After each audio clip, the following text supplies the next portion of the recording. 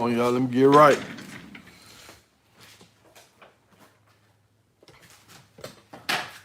All right, y'all, we back. Look, man, get the tiger. Try to get the tiger, but tiger don't want to. Okay, there we go. Get right here.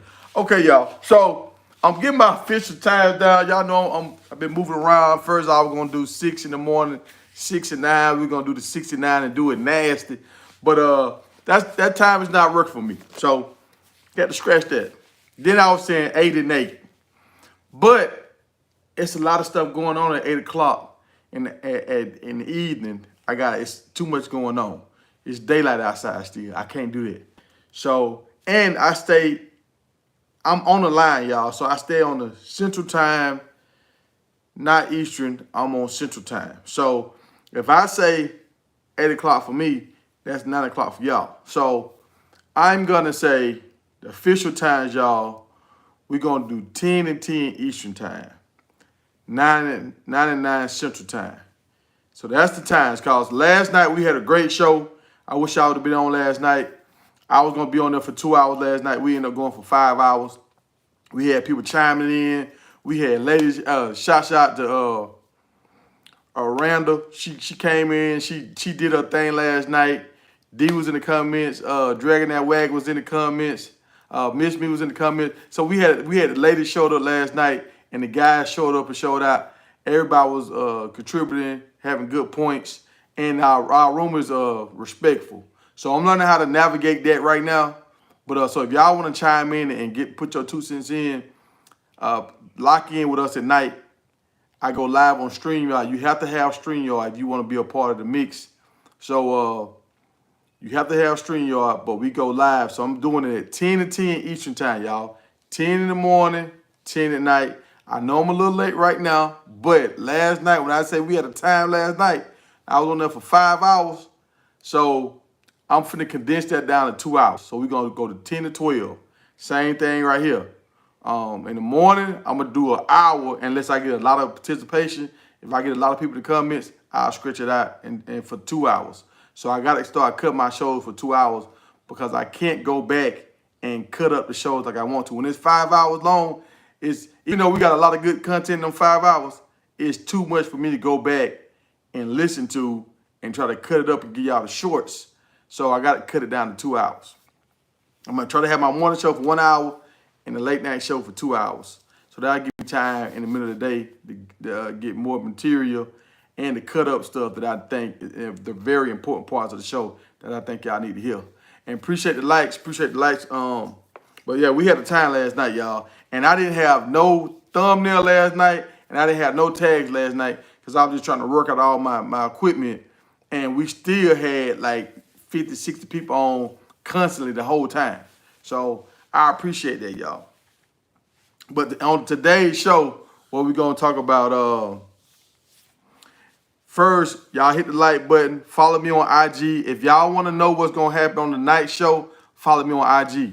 When I get topics, stuff coming up, I'm posting the pictures and stuff on IG.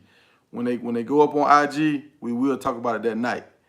So you can kind of, if you want to be a part of the show, you can kind of get your thoughts together. You can get your notes and stuff. Because we did have some people in the chat last night that was throwing out fake facts. We had some, well, I'm not going to call no names, but we had some people throwing out some fake facts, and they got called out on it last night. Right, we got our fact checkers in the building. Shouts out to my man LG. LG been holding me down from the beginning. LG always give me some nice segments we can go into. He every day, nonstop. LG giving me some good stuff. So I appreciate you, LG. And my man DJ Promo, he always come through with the news you can use. So I like what Promo bring to the table too. And we got P Diddy was in the house last night. I mean, a lot of people, y'all, they coming through and they helping me out too. They helping me out. But all right, so make sure y'all follow me on IG. If you only have Facebook, follow me in my Big Tiger Media group. So I'm trying to lock in with this stuff, y'all. If y'all more active with me, I'm gonna be more active in all these groups and stuff because you know, I'm changing the guard. It's new. So when I get feedback from y'all, it kind of gives me life to keep posting and keep going. Real quick, we're gonna talk about this because y'all know I love some chicken wings. I used to be a strip club connoisseur, but Club Onyx in Atlanta, they got robbed for $250,000 the other night. People cut a hole through the roof and they propelled down into the club and they stole $250,000. I don't know how you do this, how you figure out how to get this done. It had to be an inside job. It had to be somebody that was working inside the club because how do you know where to cut it? How do you know where the safe is or wherever they keep the money? Like, how do you know all this stuff? So it had to be an inside job, y'all. The second thing I want to talk about, Caleb Williams and his fingernail painting. Is this okay, y'all? Is this just the new culture? Is this the new norm? If you was on the football team, would you want this your quarterback to have his fingernails painted? And like he had a message on his nails. It was bear down. That's what they say. That's one of their sayings in Chicago. So that's kind of showing school spirit. But is that just too taboo for you? Like, I don't want my quarterback, the leader of my team, paint his nails? Or is it okay now? Y'all let me know. Is that okay for your quarterback, the leader of your team, the alpha of your team, to have his fingernails painted? Are we just in a new time now when everybody can do what they want to do? Or is that still taboo for a man to have his fingernails painted? I know it's a point guard for Duke. Same thing. He just got a fingernail polish deal. So now it's just weird to me how it's a point guard for Duke got a fingernail polish deal, but I never heard of a WNBA player or a lady that runs track or a volleyball player to have a fingernail polish deal.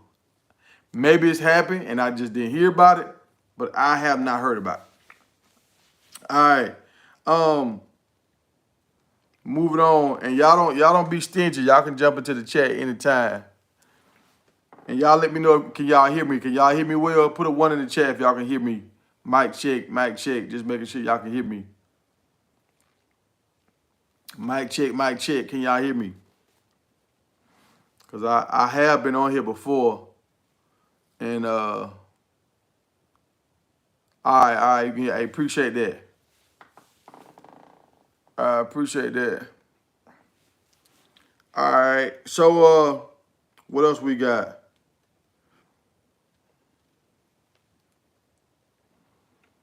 All right, the NBA players and the NFL players, y'all know when you see these big contracts, when you see these $300 million deals or whatever, if you see whatever you see, they probably going, if they get paid out all this money, they're gonna probably bring home half of that. So whatever number you see, just kind of cut it in half with their agent fees, taxes, and all that kind of stuff. And sometimes these dudes don't even make all this money on their contract. Like sometimes they end up getting a new deal, or sometimes they end up getting cut before they receive all the money off this contract. That's why they start doing the guaranteed. That's why football players start getting guaranteed money. So you're gonna get so much guaranteed money, and the rest of that money on the back end, you could lose it if you don't play with so many games, or if you just don't make it to the end of your contract. There's a lot of those stipulations in these contracts. The other thing about these NBA players, NFL players, every state they play in, they have to pay tax. So if you play for the Atlanta Falcons, yeah, you're going to pay tax in Georgia. But when y'all go play against New Orleans, you got to pay. Dang, somebody calling me. Who is calling me? Y'all hold on, man. Hold on.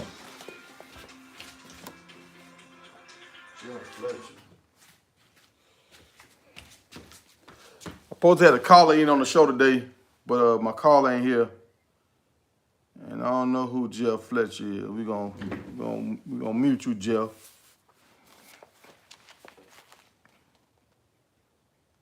But so if you go play in Louisiana, LA, Florida, wherever, when they go play against the Dolphins, when they go play against Tampa Bay, they have to pay a separate tax. So I wonder how is that at the end of the year, your accountant or your CPA. Dang, somebody keep calling me Jeff Fletcher. I don't know that person. They probably don't know me either. They probably a telemarketer. But, all right. I wonder how do they CPA, do they have to file for every state? Or is it one form, or do they have to file for every state? What's going on, Morgan?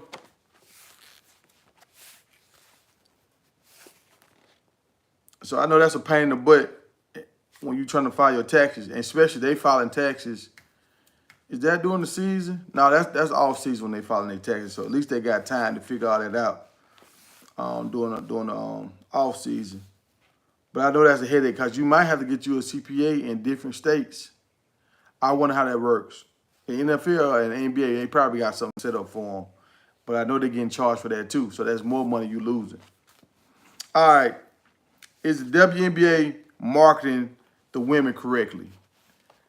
I'm looking at this stuff, and what y'all think? The WNBA, are they dropping the ball, or are they really doing a great job marketing their players? Like I saw something the other day after the game, after the opening game with CC, I call it CC Clark. She had a decent game. Sometimes it looked bad. She hit some shots, so sometimes it looked good. But when I watched the highlights on ESPN, only thing they showed was CC scoring her points. And if you didn't watch the game, it looked like she was the MVP of the game. The other ladies that actually won the game, I didn't see no highlights of them. No highlights. So, and this is supposed to be the best defensive team in the league. Why is the WNBA promoting the other team? Like, you know how when they would show Ray Lewis and Ed Reed, and they would kind of have a raven flying in the background. They had the dark music. They walking out of the shadows like defense. Like, we finna play defense. We know this is a defensive game. They didn't promote the other team as a defensive team. They didn't have any highlights with them. They only show Caitlin Clark. They only show her. So what? Like, if you're trying to promote your league, if you're trying to get more viewers, use this as a time to promote everybody. Don't just promote one person. Promote everybody. Now you grow your brand for all your teams, not just one person. Because what if this one person get hurt? Like the NFL, they understand this completely. Like they promoted their players, but they minimized how much you saw the players, and they made sure you always saw the shield, the NFL shield, the team logo. They want to always kind of pump that, like your Atlanta Hawks, your the Falcons. What they pumping that more than they pumping a player. And I understand she's special. She can hit great shots or whatever, but there's some other players in this league that are special too.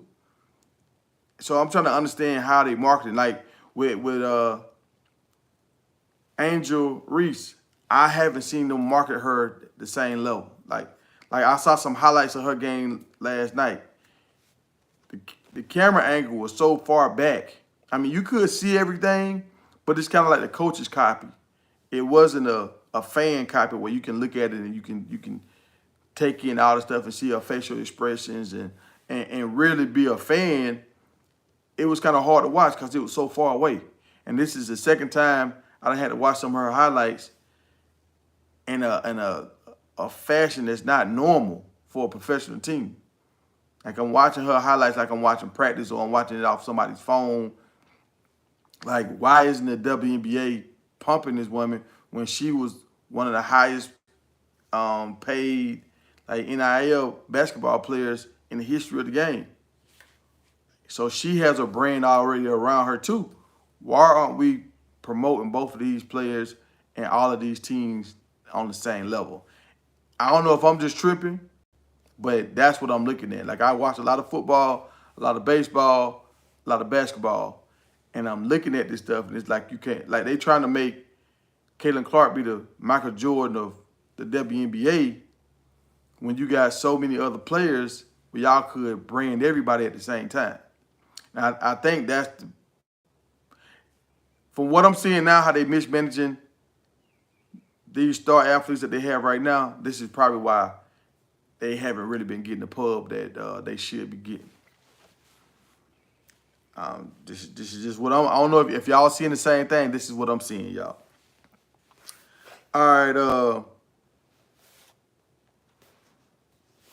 So if y'all didn't hear, I know a lot of y'all probably already heard now. Kamani McLean has already signed with the University of Florida. And I know a lot of people excited about it. He's going back home to the state of Florida. That's where he's from. But in the chat last night, we was talking about it on the live last night. A lot of people don't even know if he's going to start. Florida team is so deep with cornerbacks.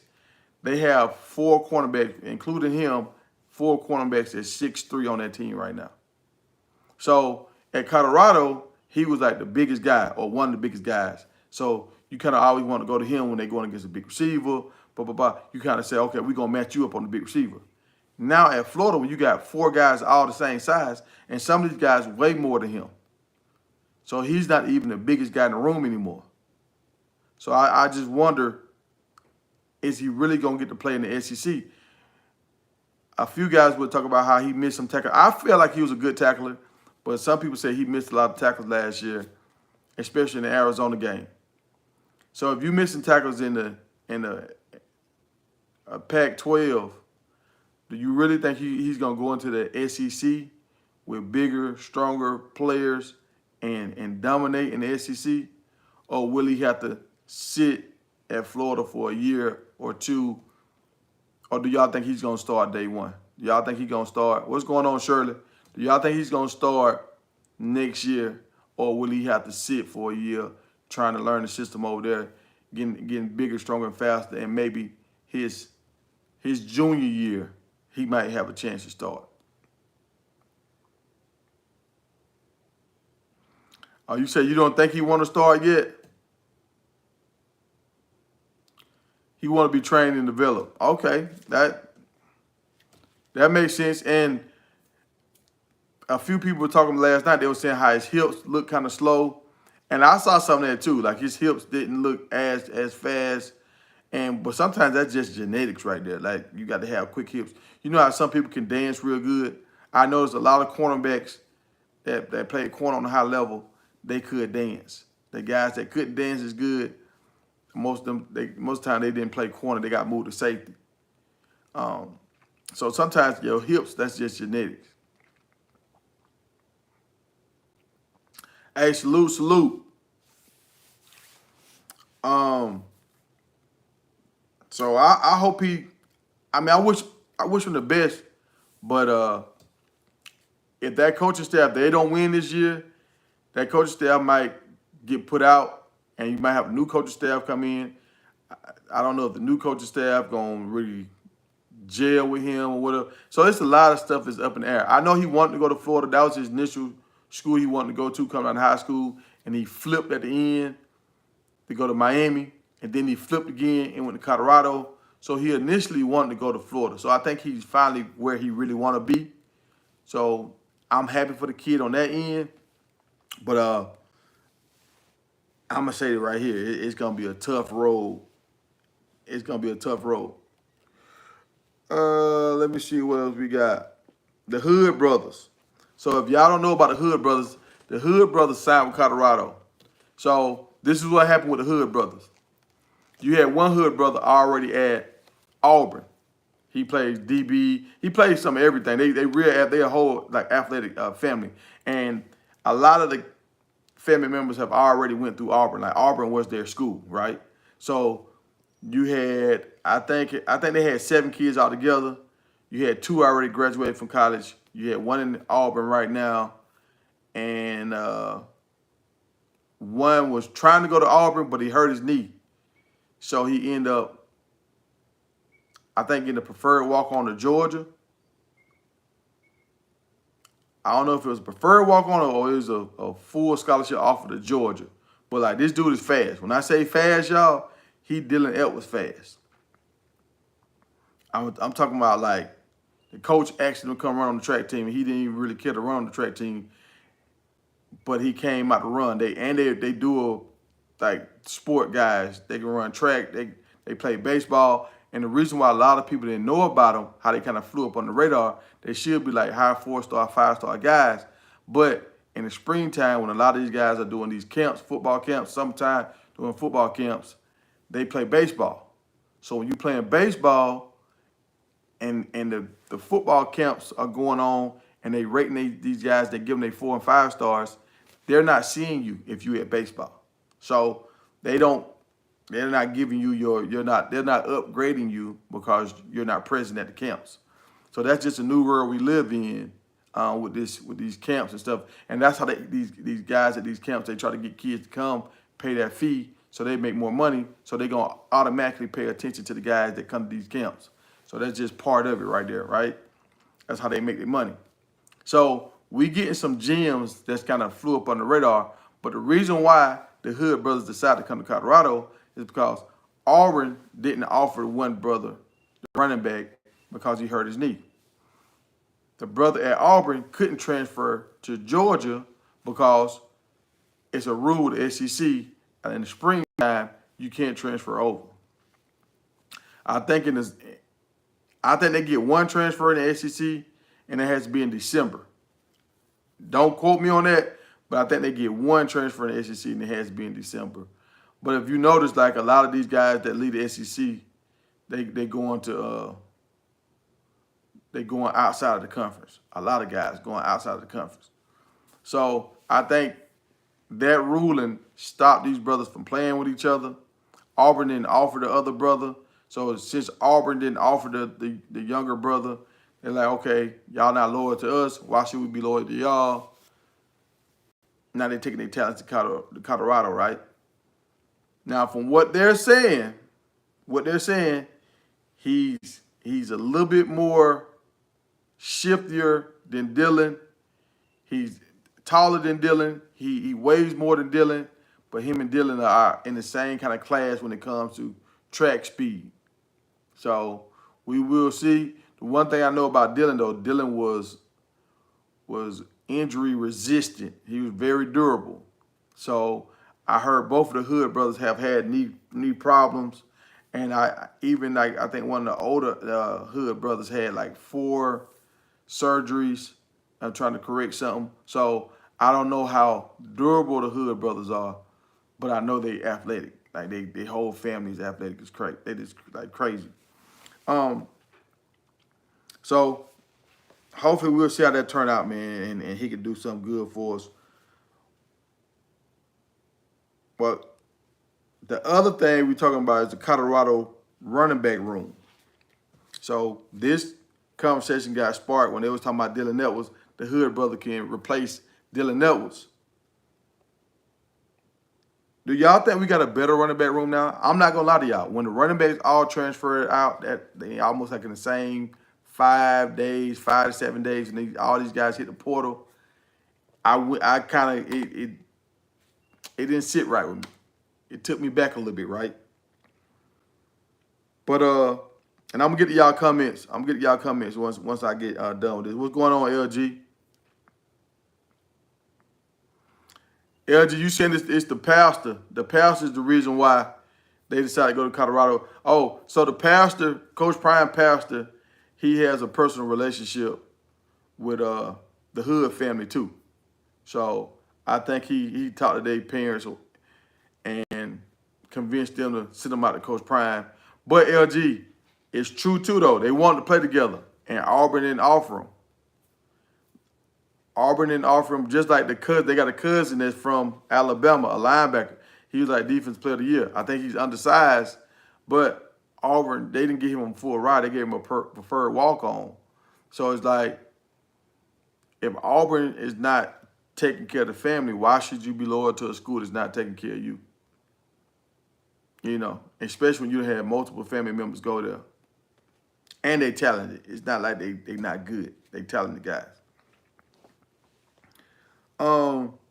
But so the current running back room now, we got some new guys. We got a running back, Hayden from Ohio. We got another running back, Rashad Amos. He played for South Carolina, and then he transferred to a smaller school. I'm not going to say the smaller school because I don't want to mess it up. But he was a highly talented guy coming out of high school. He actually played for the University of South Carolina as a freshman. And now we got the Hood brother coming in. So we had 3 out, 3 in Do y'all think our talent level dropped in the running back room, or did it stay the same, or did it get better? I'm gonna say by the numbers, by the paperwork. If you look at their grades coming out of high school, it got better. But if you look at their production on the field, I say it got worse. So we gonna see what happens, y'all. We gonna see what happens this fall. But one thing I will say, I don't think our running back room fell off like I thought it was gonna fall off. I think they replaced the talent. The backs are bigger. All the backs are bigger, and they kind of had some of the same abilities. I don't think nobody has Alton McCaskill cutting ability because he was just different. But these guys are bigger. They can. I don't know about Hayden, but I know Amos, he can catch out the backfield, and I know Hood can catch out the backfield. So I think that's what Shedeur wants to do. I think he want to throw to his running backs. It's kind of like those extended handoffs out in the flats. So they safe throws for Shedeur, and now you can get running back touches, but you still have the opportunity to get the ball to a wide receiver if you see a bigger play. But if you don't see that, then check down and throw it to the running back. So I think this can kind of keep everybody happy. The wide receivers happy and the running backs happy if they can catch the ball and get the ball to them out the backfield. All right. So if y'all don't know, and I'm gonna finish my dialogue, then I'm gonna get to y'all comments. If y'all don't know, a lot of players are at Coach Prime's ranch right now at his estate in Texas. You got a quarterback from Virginia Tech. He's there. He's working. The quarterback coach, QB Select. I want to say that's how you say it. QB Select. That's his company name. He's there. He's been working with Shedeur and the quarterback from Virginia Tech for a long time. They're saying, this is what a lot of people are saying, if Colorado does not land a big-time recruit this year, quarterback, my man from Virginia Tech might transfer next year. Once Shedeur is gone, he might transfer to Colorado for 1 year, his senior year, and this to give Colorado time to try to find another quarterback if the quarterbacks that's already on the roster don't develop to being what we need, right? So we got to think about that. Even though the guys that's on the roster, they didn't look great in the spring game, it's still some talented guys on the roster. And sometimes if you're not in that number one slot, it's hard to really show your talent because the number twos, the blocking is not the same. Y'all don't have the same kind of chemistry. You haven't been throwing to these guys every day because twos can change. You can bring people up for the threes. If somebody get hurt on the ones, you can bring somebody for the twos, they'll go to the one. So the two position is kind of like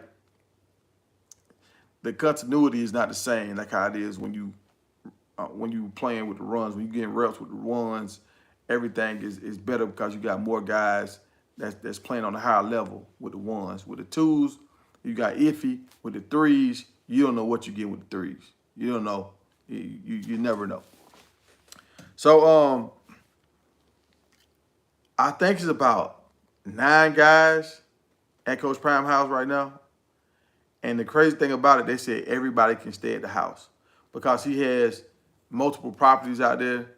Everybody can stay at the house. You don't have to. Nobody don't have to get a hotel room, so you're not doing a lot of traveling back and forth, wasting 30 minutes to an hour traveling back and forth. They can all stay there on the campus. And this is the first time I'm ever hearing this being done before.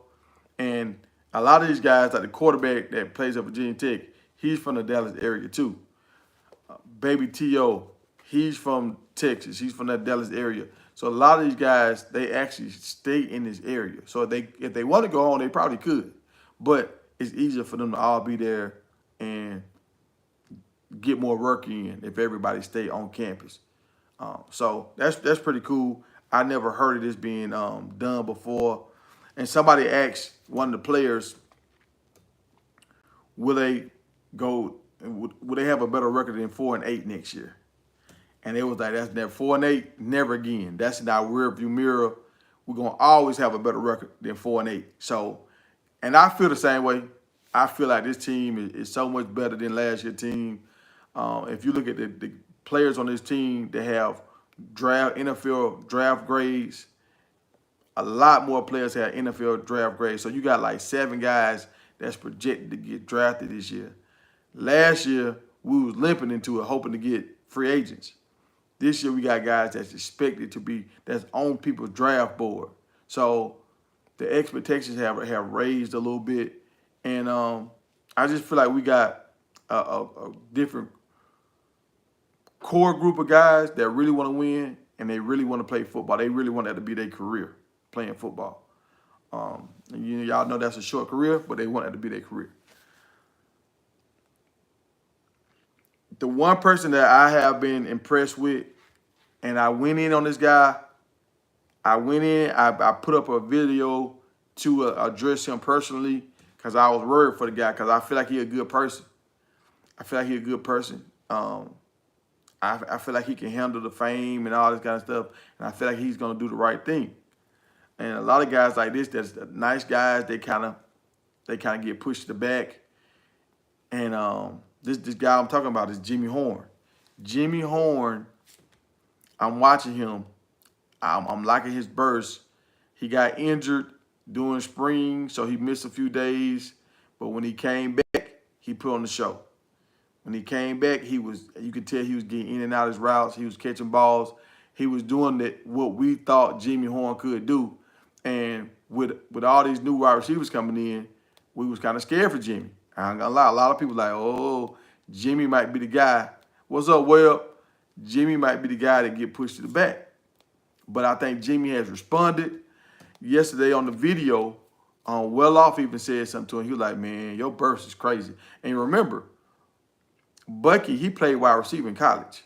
So he's seen a lot of wide receivers. He's been to a lot of camps. He's been around his dad. He's seen a lot of stuff. And he was like, man, your burst is crazy. Like, I don't think I ever seen anybody with a burst like that. And Jimmy was saying he's coming for that 4-1. That 4-2-1, 40 record or whatever. He said he's gonna try to break that record. I don't know if he's gonna break that, but just to know that you can run a 4-3 constantly, that's different. Remember back in the day, running a 4-3, you was moving. Now he's trying to do a 4-2. He's trying to get a 4-2. So Jimmy has like next level speed, and he's working on his routes. He has a great cast of wide receivers around him now where he can't get double teamed. You can't double team anybody on Colorado's team now. They receiving core is so crazy. So he's gonna get a lot of one-on-ones, and there's not too many kids in the country that can run with Jimmy Horn.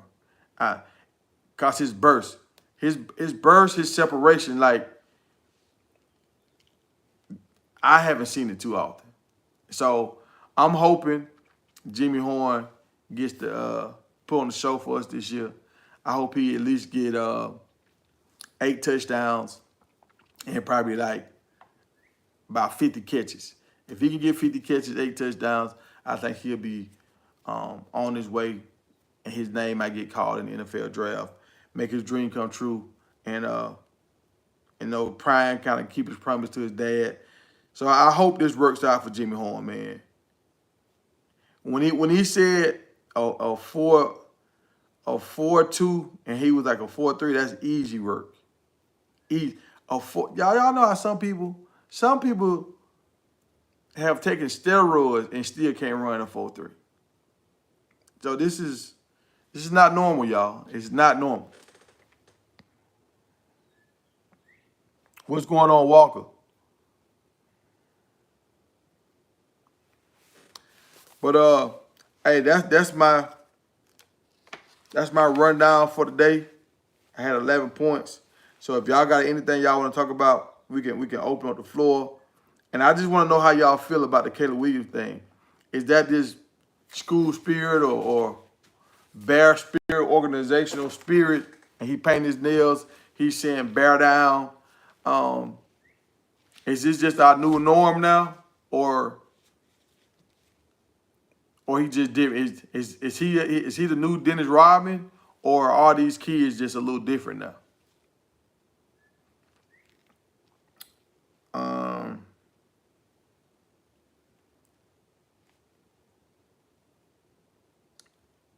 and I saw some interviews the other night with the. If y'all want to go watch the video, Chico did a great job interviewing the parents for what's the brothers, man? I just said their name. The Hood brothers. He did a great job. Goldberg has an interview out here. If y'all remember the Goldberg, the wrestler, his son signed with Colorado. They just dropped the interview the other day. I think that's Life in Football. I want to say that's his channel. I think he did the interview with Goldberg. So if y'all want some more content, y'all feeding for some more Colorado stuff, y'all go check them interviews out. And the Hood brothers interview is 2 parts. This is part A and B. So yeah. If y'all want some more information, go check them out. I feel the same way, Will. I feel like Caleb, like he had a dress on the other day. He got his fingernails painted. I feel like there's something else going on. But like in this day and age, you can be who you want to be. You can be who you want to be, but do I have to deal with you? Do I want to deal with you? That's the thing about it. Because it's some people that it's some people that if I got a friend that don't take care of his kids, I won't hang around him no more. If I got to, and I'm not saying Caleb's doing something wrong, but he's doing something abnormal to most men. So sometimes when people do stuff abnormal, instead of saying something about it, you just move away from them. Like, you know what? I'm not gonna deal with this. And if that goes on with the wide receivers on the team, will they respect his leadership? Will the offensive lineman really want to block for him? And y'all saw it this year. Everybody know Caleb Williams is talented. Everybody know this. But what did he really win besides the Heisman in college? What did he really win? Did he ever compete in the play? I don't even think he ever made it to the playoffs. So the Bears set him up to succeed. He got all the weapons, and it's just crazy how it's night and day. They gave him so much to succeed with, and they didn't do the same thing with Justin Fields. And so I hope it works out. I hope it works out. But it's just different for me, y'all. Maybe I'm old school, maybe I'm old fashioned, but it's just different for me. I understand some little boys, when they're younger, they see their mom and their sister doing stuff and they want to experiment. They just want to see, oh, give me something, because they just see everybody else doing it. But once you start getting older and you doing it and you actually thinking of designs and all that kind of stuff, it's a way of expressing yourself. But and maybe it's just a crossover now, y'all. Maybe if you want to do it, you can do it. I don't know. I don't know.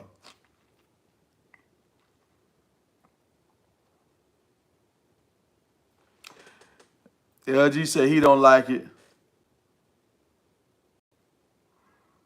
Yeah, yeah. A lot of people going that way. Yeah, yeah. And that's what I was thinking too. Like maybe it's a deeper plan than what we know about marketing and stuff. That the LGB movement kind of thing. Maybe it's something deeper than what we know about that's going on. And because now all the little boys in Chicago gonna want to have their fingernails painted now. And then the parents gonna see it. And if the parents know about this, they're gonna look at each other and they ain't gonna say nothing. And now little boys in Chicago gonna be having their fingernails painted.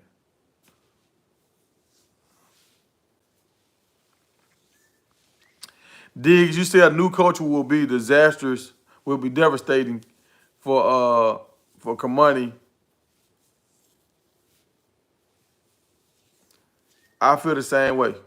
If that coaching staff gets fired and then some new coaches come in, uh, that's gonna throw off everything. But if he's not starting, if some new coaches come in, now he got a new chance to make a new first impression on some new coaches. So it can go either way. It can go either way. If you're a baller, you're gonna ball.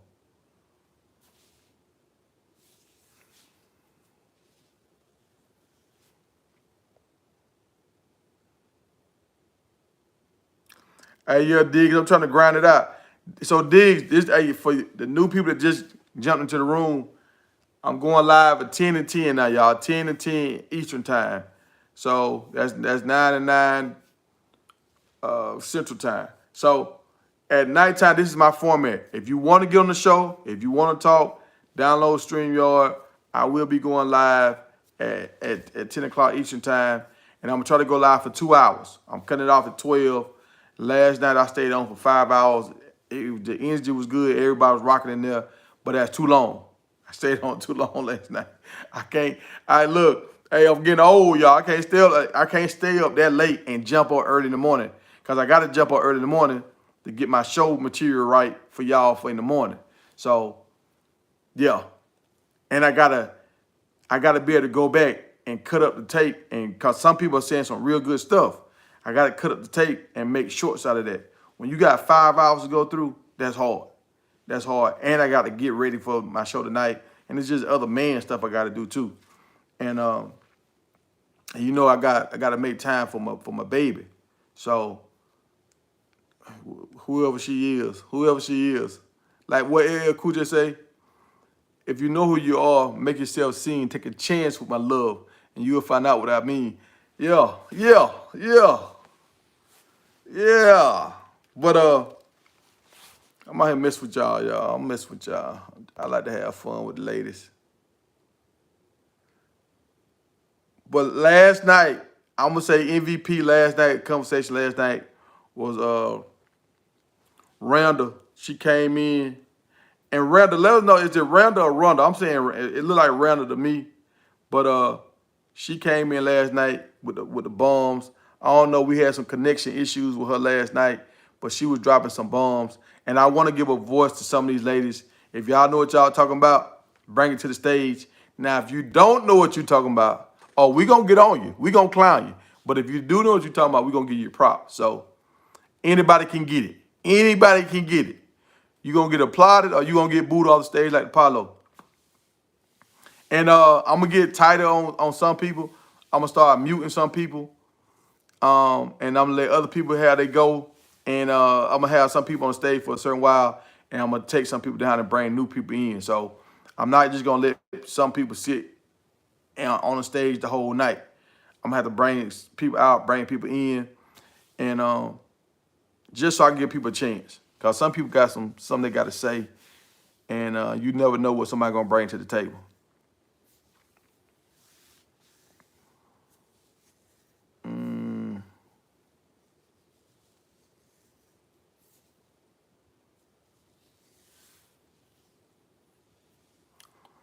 Well, they say you're gonna drop it at 11 a.m. Tiger, you? No, Will, I didn't watch that. The official college football game. So you talking about the video game?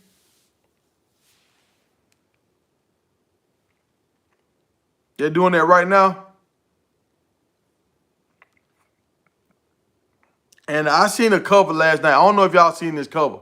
I hope they playing, bro. They had a cover to the video game, and they had Travis Hunter looking like a darn, bro. Y'all know when Travis Hunter be buck dancing, when he be doing that little dance in the locker room, and you know how when you start dancing real hard, how your face be looking crazy. They had Travis Hunter on the cover, looking like, man, that is not a good look. That's not a look. Hey, when I say it look bad, it look bad. We got a caller coming. Got my man DJ Promo. I'm live, Promo. Promo. Can you hear me? Yo, yeah, what up, man? Hey, I'm live, man. What, right now with me on here? Yeah. I'm live right now. Oh, my bad. What up? So what you was calling? You had some Colorado information? Yeah, I was just watching the second half of that Hood family interview with Chico. All right. So their other cousin, he's not undersized. He's the not same size as the linebacker that we getting from Buford next year. for real. The linebacker. Yeah. So imagine if we get both of them. Uh, This dude got player of the year in the highest level in Alabama. But why Auburn didn't offer him a scholarship? Well, I was just watching the interview. His dad was just getting into it. I was like, oh, because all of them went there. Yeah, the whole family. Yeah. Yeah, so I don't know why they didn't offer him a scholarship. But so Chico asked him, well, I don't care. I don't work for Colorado. I can ask you this. He said, so are we going to get him in Boulder too? And they said, well, we're working on it. And see, that was what I was thinking. I said they're going to try to get them all up there in Boulder. Yeah. And I know it's Prime. Because they get a scholarship. They get him on a scholarship up there. And y'all notice what Prime is doing. Prime broke a record like 3 times now with the most brothers on the same team. Yep. So they got cousins coming. So yeah, now you got cousins. Now you got George Seaton, his cousin coming. His brother too, and his cousin. Yeah, and his cousin, and now you got Will Shepherd. We just seen a video last night of Will Shepherd, his brother. When I tell y'all, Will Shepherd brother look like Reggie Bush, like he different, y'all. He making runs and cuts and stuff that you don't normally see. Right. Don't forget Charlie brother too. The running back Charlie got a brother. Yeah, he's a safety. He's a big time safety out there in Colorado. Oh, for real? Like safety and wide receiver. Yeah. And y'all know it's a trend. Most times, the younger brother end up being better than the older brother because the younger brother had to compete against the older brother his whole life. Like he even said it. Charlie even said that he's better than him. Yeah. So a lot of times, the younger brother think about he's seeing his older brother do stuff, and he's like, I can do that. But he really too little, but he's still finna try. So by the time he get 13, 14, he's at a different level of development because he been chasing his brother tail the whole time. You seen that with Myles Garrett. Myles Garrett brother, if a lot of people don't know, his brother was a center that went in the first round of the NBA draft. And Myles Garrett came back was the first overall pick in the NFL draft. So, like a lot of times that little brother, he can't wait to show big bro, I got it. Yeah. Yeah, that's facts right there. Yeah. Hey, now check this out. In like 2 years or a year or two, they could have the best linebacker core in college football. If he come, and you got the boy coming from Georgia next year, and they got the guy coming from Florida coming in this year. Is it this year or next year, 2025? What guy from Florida? They got a linebacker coming out of Florida that's real fast, like runs. Oh yeah, I saw him. He come out this year. He signed late. Yeah. He a monster. Yeah. So think about it. You finna get 3 linebackers that could be 5 stars. Yeah. See what I'm saying? Potential 5-star linebackers. Mm-hmm. You got coming in here. Mm-hmm. So that'll be huge, bro. That'd be huge. And how? Hey, I'm gonna get to your comment. How we was talking about Nebraska last night. How they got a top defense. Like what we doing with the guy Swain out of Detroit. Oh, him too. Yeah, that young defense man. Yeah, and with these DBs we bringing in, these linebackers we bringing in. Oh man, our defense starting to look monstrous. Like on year 2, year 3, I think we're gonna have one of them number 1 or top 10 defenses for sure. Oh yeah, because think about it. They're gonna have 2 years under that system, that NFL defense system that they finna run. So they gonna be ready. They're young. All right, Promo, what you think about this question? They said when Tyler Brown said there are no starters on the O-line, do you think that's the same way at all positions?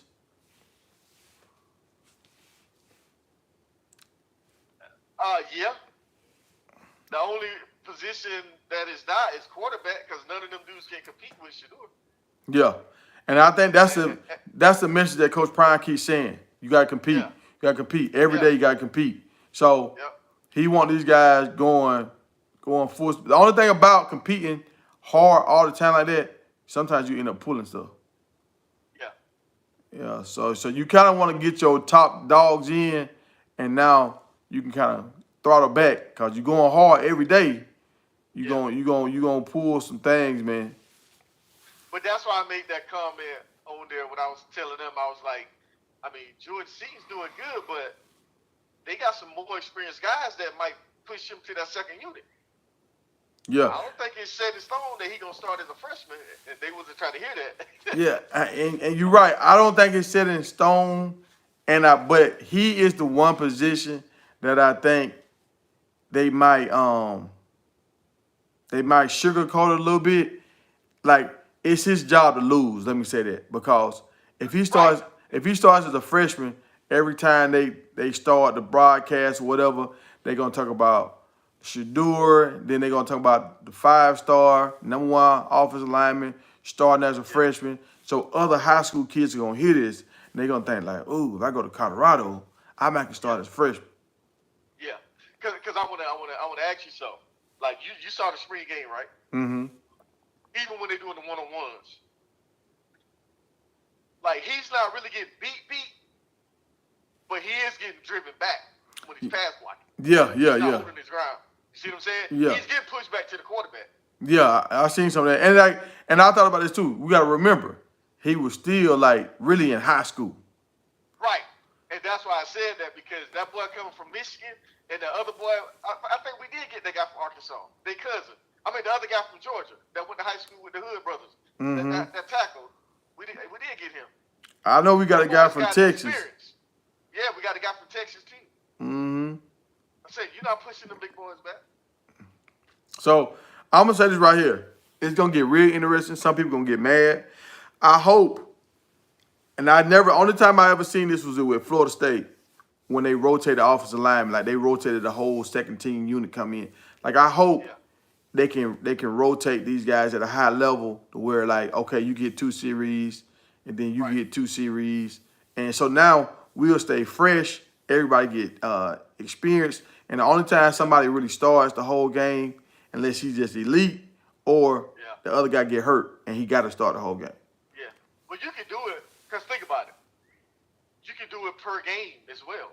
Like against Nebraska, you probably don't want to do that because their defense is solidified. You know what I mean? Yeah, But against all them other teams, you can rotate them like that. and Then especially again, if the competition is about even, then you can rotate them against Nebraska. Like you said, here get 2 series here, then next group in. mm-hmm. And now the only other position that is hard to rotate is center. Center with Right, that right, quarterback snap stuff, it's kind of hard to rotate them guys. right.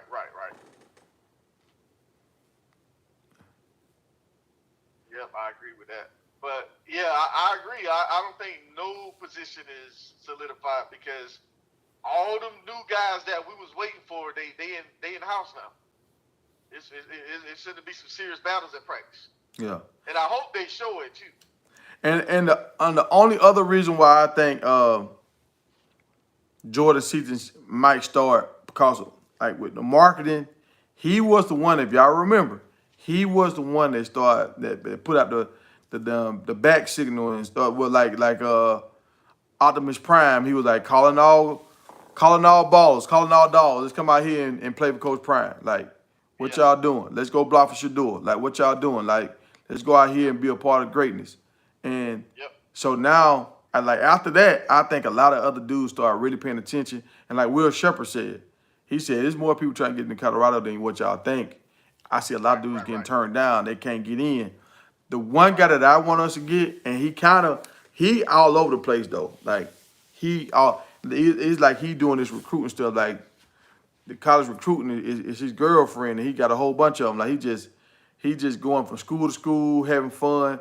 The guy Sanders, and I thought it was gonna be a slam dunk with him because his last name Sanders. I thought Coach Prime gonna have this whole scheme. Like, look, my boy's leaving.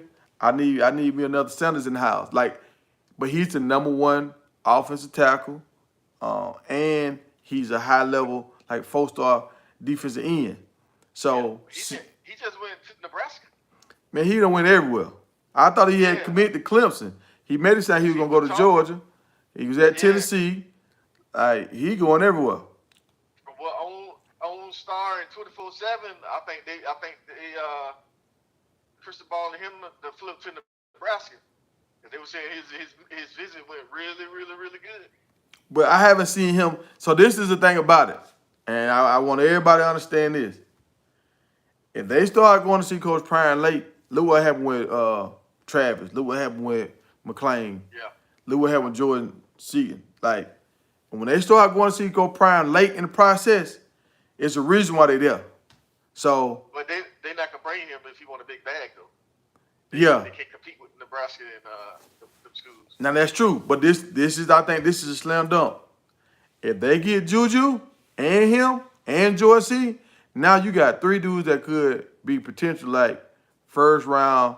You know, it starts all over again. You got guys that can go in the top 5 in the draft. Right. If they can get, dog, think about it, Jordan Seaton and Sanders and Juju. If they get that right there, your two tackles are the best linemen coming out, and you got the best quarterback. Man, that's crazy. Hey, let me ask you a question. Anybody in the chat too that want to answer this question? Why is it that they only trying to recruit black quarterbacks? If all these black quarterbacks trying to get the bag, why don't you go get you a 5-star white quarterback that ain't gonna hold you hostage for a bag? How you know the white dudes ain't gonna want no bag? White boy about their money too now. I'm just asking the question, bro. But I'm saying you just automatically saying that the white dudes don't want no money. I haven't seen no white dude hold out for no bag. They sitting on the bench. Just like the boy that went to Alabama from Washington. He didn't have to go there, but he did. I mean, they got a white dude on the team right now. No, but he's not no high profile recruited kid. What I'm talking about is we keep striking out trying to get these high profile black quarterbacks in there. They're not coming. So you need to. That's why I keep saying we need to go get that boy from Hawaii. If these kids don't want to come, they want the money, and you ain't got the money to afford them. You got to move on, man. So you saying the quarterback for Hawaii is who we should be targeting? He's not holding us hostage for no bag. He really wants to come there. And the dude can throw the ball. He's really good. Dog, send me this video. I haven't seen him saying he want to come to Colorado. I haven't seen that yet. Bro, go watch the interview. He did an interview. With who? With was it I think he did one with Big Dog and Neely. They interviewed him and his family. And he's in love with Colorado. What he said? What he said? He's in love with Colorado. He likes it because it's like out in the middle of nowhere, just like he is in Hawaii, and it's like a family-based community, just like Hawaii. So it makes them feel like home, but they don't have the mountains like the mountains of Colorado. They got some mountains over there, but not like that. But they in love with the mountains and the scenery and all that. But he said he was in love with Coach Fry and them and Shermer, because he said the offense he runs in high school is similar to what Shermer runs. So he's familiar with the system. Well, hold on. You make it seem like Coach Prime ain't even trying to go after some of these dudes. If they had him on a visit, that means they trying to bring him in. No, what I'm saying is you don't hear about them hyping him up like they keep trying to go after these other guys, like Underwood and all them guys. You kept hearing their name. They kept talking about it. But Underwood was the #1 guy coming out, and like. No, I understand that, but remember what we was talking about yesterday about depth and why they need to start getting some 5-stars and bringing them in together. That's what I'm saying. Hype them all up, like the boy from Georgia. We ain't heard nothing else from that kid. When that he decommitted. We heard nothing else from him, so he ain't signed with nobody else yet. So if you was after him before, why don't you try to recruit him again?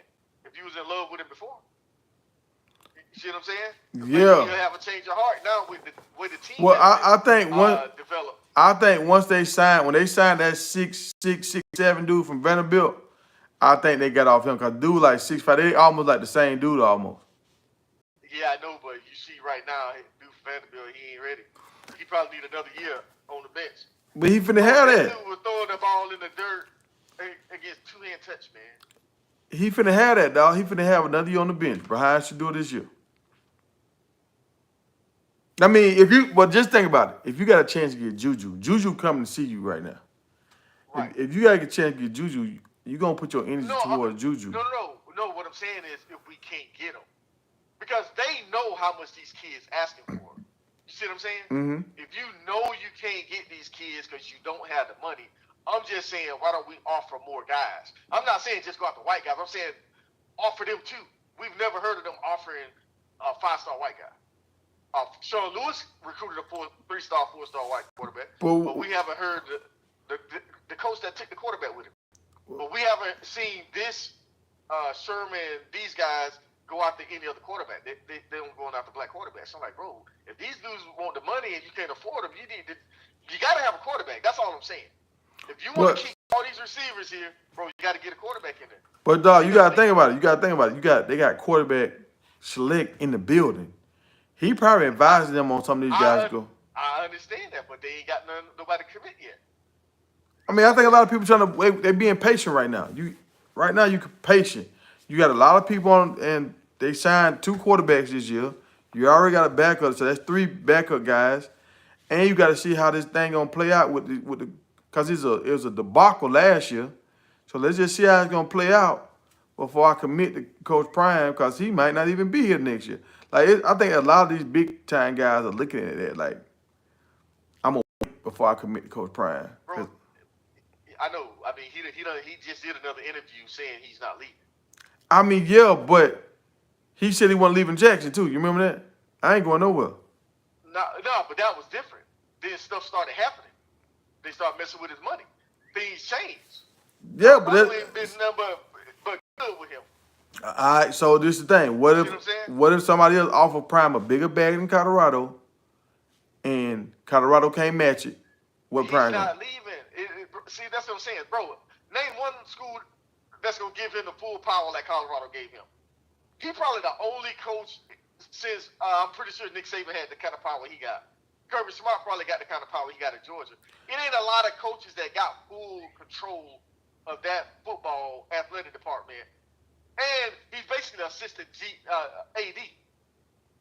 That's why Auburn didn't hire him. They didn't want to give him that power. Well, I'm gonna say that them other schools didn't hire TCU. They didn't want to give him that power. I'm gonna say this right here. You know what I'm saying? If these hood brothers go out to Colorado and put on a show, and Auburn looking at this, Auburn start looking at this like, oh shoot, we had these boys in the building and we fumbled a bag. And in Florida, if Florida coach don't pan out, and they starting to sink, because I think the SEC has changed. The SEC, they don't just got to worry about Georgia and Tennessee and Alabama. Now they got to worry about Ole Miss. They got to worry about Texas. Got to worry about Oklahoma, Missouri coming up. So you got to hurry up and get you a big time coach in here to compete. And I think Coach Brown looked good in that all white Florida. I mean, I hear you, but I really believe he's not going nowhere until he wins. He's not gonna leave there as a loser. He's not gonna do that. I mean, I feel you. I'm not pushing him out the door. I ain't saying that. I'm just talking about if you. I know what you're saying. Yeah. I'm saying Prime wants to win. I don't think if they don't win a bowl game or a championship in Colorado, he's not gonna leave until he accomplish that. Yeah. Remember when he was at Jackson, he said he had to finish. He won the championship, but they didn't win the bowl game, but they won the championship. Yeah, he wanted to finish. He wasn't leaving until he finished that. Yeah, that's what I'm saying. He's gonna treat Colorado the same way. And once you start getting your guys in, you recruited these guys, you got relationships in the city, all this kind of stuff. You don't want to just break all that and go somewhere. Right. And the other thing, like the other night, I was on the phone with Brian. When McLean he committed, so it was like in the middle of the afternoon, right? I called Brian. We talking. We on the line together. My phone froze up. It was so hot, my phone couldn't take the heat because I turned my truck off because I didn't want the air conditioner blowing real loud. So that heat, it's a different kind of heat now in Florida. Oh yeah, I know. And my air conditioner went out when I was in my truck. Yeah, so it's like, and even Texas is a different kind of heat. That Texas got that dry heat. Florida got that misty heat, you know. So Colorado, for his getting older up in his age and everything, Colorado is a good place to be. And even in the wintertime, they inside. So it's not like they outside in elements. Oh, but another thing too. Hey, if anybody in the chat, if y'all ain't familiar with Big Dog Chico, go subscribe to his channel, man. Hey, we got watch that video he did with the Hood brothers, their parents, because you know Dion's pastor, right? This is another reason why I don't think he going nowhere because that pastor's been recruiting for him too. Yeah, that's what LG said earlier. Yeah, they dad said the release because it was out of Georgia and Colorado. He said they chose Colorado because of Deion's pastor and the relationship they got with Deion's pastor. And he said their pastor told him, he said, Deion ain't going nowhere. I don't think he would lie to his pastor, bro. He said he ain't going nowhere. And he was telling about everything that he's done in the community and all this stuff he's doing and this, setting the foundation. And this is what he's trying to build. And he's not going nowhere. He said, I wouldn't be here. I'm a man of the Lord, just like y'all, because they're a Christian family. I wouldn't be here shooing you because I'm a Georgia guy, because the pastor's a Georgia Bulldog guy. He's from Georgia. He said he died hard Georgia. So he said, me being a Georgia fan, I wouldn't be trying to persuade you to come here to Colorado if I didn't think Coach Prime was going to be here, if I didn't know he was going to be here for the long run. Because I'm a Georgia guy. I'm a Bulldog. I bleed red.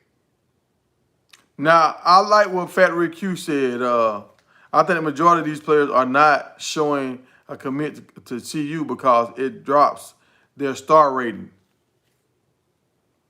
Yeah, I told you I don't care about no stars, bro. I mean, you don't care about no stars, but when you start getting your NIL deal analysis and they trying to see how much you worth, if you a 5-star or 4-star, you worth more money. So I can see that. Yeah. And we talked about that. A lot of times these dudes commit to Colorado, they'll drop. Even like FAMU and stuff, they were dropping when they would go to an HBCU team.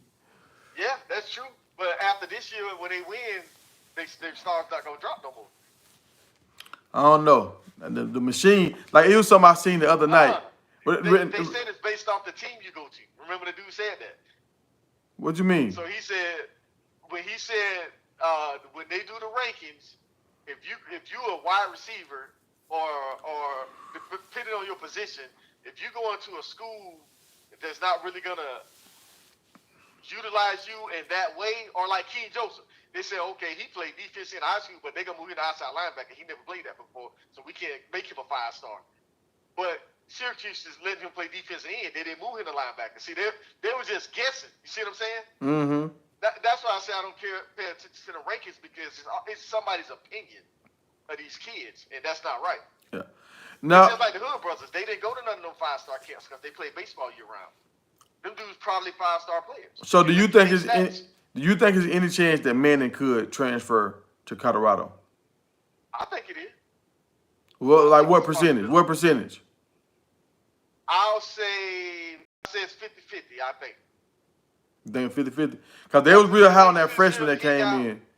I know. And remember, Eli and they got a relationship with Deion. Yeah. They was at the same camps with Shadur, the Eli Manning and Peyton Manning camps. They was there. Yeah. He was younger, but he was there. Deion, they know each other. Friends of the family. And Eli told him they coming to a game. I don't know which game they coming to, but he said they coming. I'm gonna tell you what would be nice if Coach Prime get behind this. Coach Prime, listen to me right here, bro.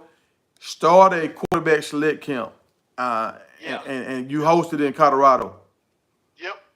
Do a quarterback select camp, like how they got that Super 11 camp or whatever. Yeah. And they need to do a quarterback select camp and do it in Colorado. That'll be crazy. That'll help quarterback select, get his name out there, and that'll help Colorado with. They have 4-5 quarterbacks lined up.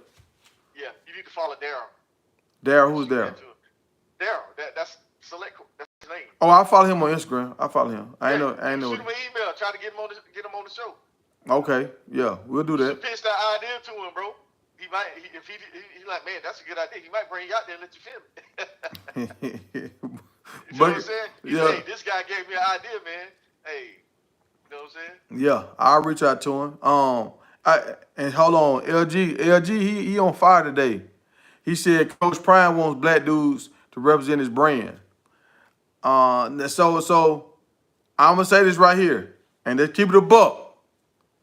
What white athlete has really had a big brand? Like Tom Brady brand, they really like that dude, the most winningest quarterback of all time. You got Luka right now. I think he got some shoes. Like this baffles me. Like I don't understand why white folks don't buy white folks shoes. I don't. But who's had a shoe though? That's what I'm saying. Like all these, like Lynn Sanity when he did his thing, he didn't really get no deal. Like only Right. dudes that really get deals is like black dudes. Bro, they dropped the ball on that though. Think about that. If they'd have gave Jeremy Lin a shoe, the whole country he came from would have bought them shoes. You right. They dropped the ball on that. That- Like Yao Ming. Yao Ming had a shoe. Look how big Yao Ming was. Yao Ming was bigger than everybody in the NBA, bro. But I don't It's like remember y'all mean shoe though. I know, but it was because they country support them, bro. Yeah, It's like but the Joker. The Joker don't have a shoe. yeah, Bro, that's what I'm saying, dog. Think about that. Three-time NBA, three-time MVP, and he don't have a shoe. Yeah. Yeah, that they dropping the ball on that. But That international brand, bro. That's why Kobe was so huge, bro. And Michael Jordan. Their shoes sell nationwide. I don't think it's they drop the ball. I think they don't have the faith in them to sell the shoe. Like I don't think, like Tom They Brady. dropped the ball. Tom Brady got a clothing line. Nobody ain't buying Tom Brady stuff. That's why he had to go get the Shador. But think about it though. Tom Brady just now started like talking to the media and kind of trying to crack jokes and stuff. You know what I mean? Mm-hmm. Like his personality, nobody really knew what his personality was. Yeah. So how can they not know how to sell it? Because if you look at most of these athletes, they got a personality that the fans adapt to. Yeah, but they could have marketed him like Just Win, like the Nike back in the day, Just Win, baby. They could have. Oh, no, I agree. But that's the thing. Like I don't know why marketing machines. But I'm saying, but Brady probably didn't give them that access because Brady was locked in, bro. Brady was focused on one thing, football. Because remember what he told Shador when Dion asked him, what you think about him trying to get a Maybach truck? And Tom Brady said, man, he don't need none of that stuff. He need to have his buddy there watching that film and working out. That's what Brady told him. And that's true. He did. So, hey, can we get the likes up? We got 51 people in the room. If we at least get 25 likes. At least 25 likes. Y'all support the channel. Hit the like button. But I'm just, even like Steph Curry, his shoes, I don't know. I just think they don't like light-skinned dudes, man. No, well, Steph Curry chose to go to Armour. He wanted to be different. Yeah, but I'm saying light-skinned dudes can't, I don't know if y'all just don't show up good on TV or something. I don't know, dog. Like, what? But nah, his shoes sell. And one thing too, you got to give Steph Curry credit for. He got Under Armour to do a female shoe because women wanted to buy his shoes too. Mm-hmm. So he had to create Steph Curry women's shoe. So you might see somebody in the WNBA get a Under Armour deal. Nah, women's basketball shoe now. See what I'm saying? I'm with you. I see how Shaq gave, did he give Angela Reeves a Reebok deal? Yeah. That's why I remember they were doing a lot of talking to each other, and I was like, damn, is Shaq talking to her because they both went to LSU and she, kind of like a big and he was a big. He wanted to sign her to that deal. I'm like, oh, okay. Yep. And that's probably what pushed Jordan to sign the other girl. Because if he would have waited around, Shaq could have signed the other girl too, and he could have brought Reebok back. Yep. Because him and Iverson is over Reebok. So she'd have been perfect. If I don't know if y'all know about it, I forgot her name, y'all, but she just signed with Rutgers. When I tell y'all, this girl is so nasty. She got handles kind of like I ain't gonna give her Kari, but for how good Kari handles are for the NBA, that's how good her handles are, like compared to ladies. Like she the best. You can compare her to Juju. Juju works out with Kyrie. Juju got handles like that. Okay. Yeah, she's nice. Think about it. Juju got second led the nation in scoring behind Caitlin Clark as a freshman. She was the number 2 lead scorer in college women's basketball. As a freshman, dog. Yeah, her NIL deal. And I can say this right here. Juju her name keep coming up. And it's like I finally seen her the other day. I think I followed her on Instagram. So yeah, if y'all follow me on Instagram, I follow a lot of these top athletes. I'm gonna follow. So my stories and stuff I'm gonna talk about, I'm gonna always upload them to Instagram. And so y'all kind of know what the top is gonna happen tonight, what we're gonna talk about, so y'all can get y'all information ready. But I'm following some of the best players on my Big Tiger account, Big Tiger Media account on Instagram. So if y'all don't know these players, follow me on there you will see what they post. Because every time they post something that I think is interesting, I share it in my story. So y'all follow me on Instagram if y'all want to keep up with these new players. It's a lot going on. I find out by some of these people because I'm following this person, following that person, and then so I'm staying in the loop like that. Yeah. Yeah. Uh, let me see. But that is something to think about though. Like, and I understand what LG's saying.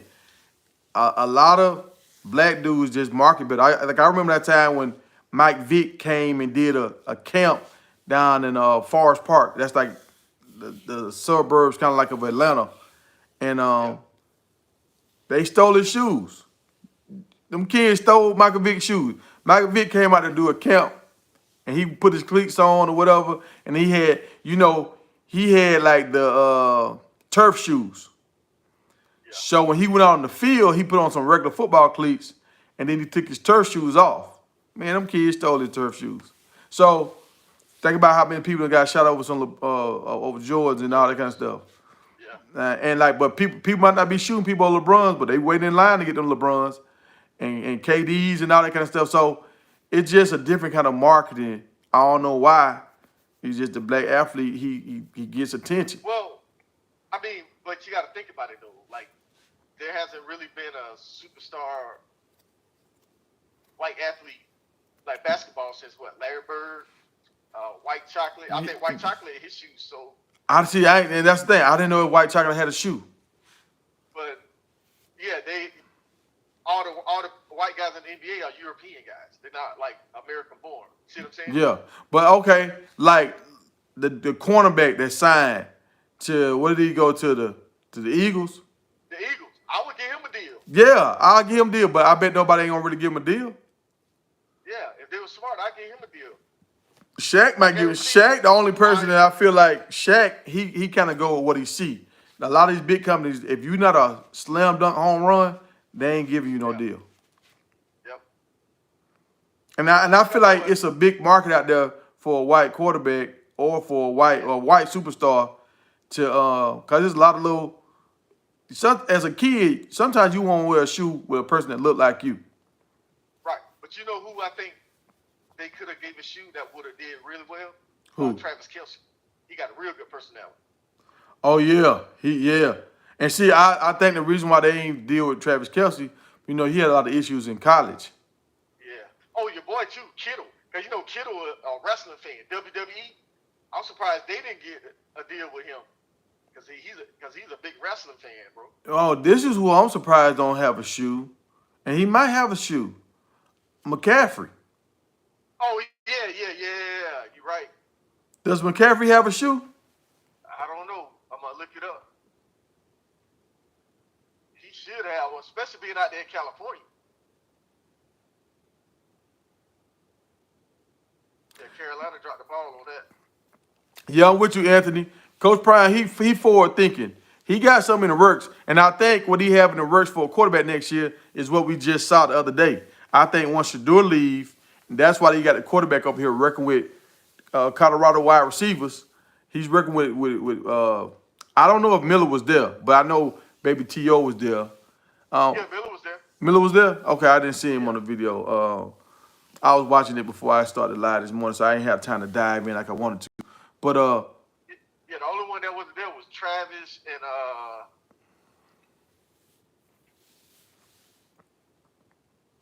I saw Mathis there. Cam Michael wasn't there. Travis wasn't there. Like Hassan wasn't there. Like a bunch of the young guys wasn't there. But it was mostly all the new guys. So the guy Miller from was there. NC State was there, Yeah, Timmons, he was there. Yep, Timmons was there. and you seen Will Shepard was there? Yeah, Will Shepard was there. Okay, I gotta go back and look at that.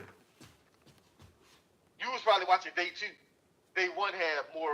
I think they had more passing footage on day 1.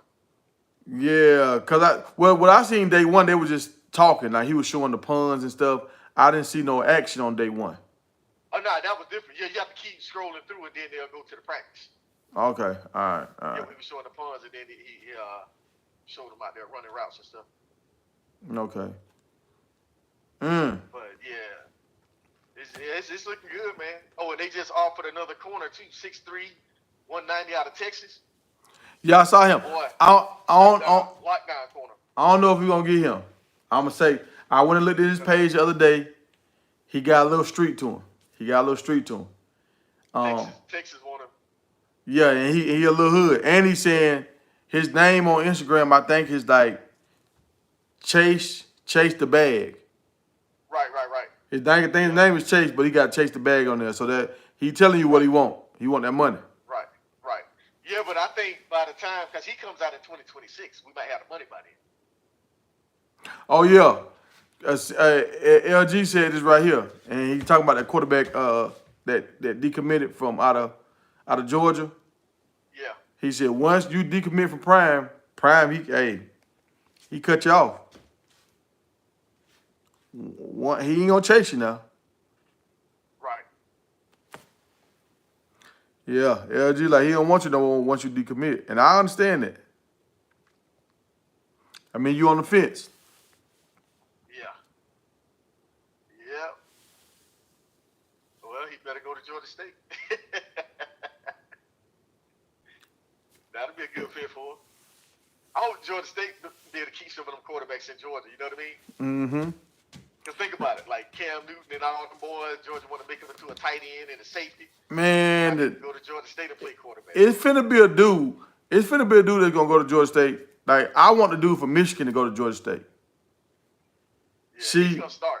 If he loses his starting position, he might make that move. yeah, I want him to go to Georgia because now he's super talented. But if he go down a level, now he gonna jump off the page even more. Yeah. Oh, I got one for you. What if how many years does McCord have at Syracuse? 1 or 2? I think I had 2. So what if that quarterback from Georgia that's at Syracuse go back to Georgia State, the one that we saw? I was thinking about that. Like that'll be. I mean, this is all I'm gonna say right here. Those black quarterbacks that came out of Georgia that have been going to Ohio and that's been going to Florida and that's been thinking about that's been going to Clemson and Florida State and all this. I think now they're gonna stay. If Georgia State got facilities that look worth something, if they got a trash weight room, nah. But if they got facilities that look halfway decent, Nah, their facility is nice. Because remember, they built all that stuff for the Olympics, and they let Georgia State and Georgia Tech have that. well, I know they let them get the dorms, but I don't know about their weight room. No, bro, they gave them everything. They built a whole. It's like when you go into it, they got them Olympic-sized swimming pools. They got that. They got like 4 basketball courts in there, full court basketball courts. They got a weight room. It's like a whole different facility in there, bro. It's nice. It's right on the campus, Georgia Tech campus, and Georgia State. The dorms right across the street. They got access to all that because they share the dorms with Georgia Tech. Hey, I'm with you, Chris. Y'all talking all this junk. Staub's gonna be the next star at Colorado. Y'all quit playing with his name. Staub finna be the next superstar white guy at Colorado. No, he can. I hope he can. I hope he can be that guy. I mean, just like Stetson Bennett at Georgia, he can be. Because think about it. Peyton Manning didn't win no national championship at Tennessee. Keith Martin did. So if Shedeur don't win this year, Staub might be able to do it because he gonna have all these guys back with him next year. See what I'm saying? Yeah.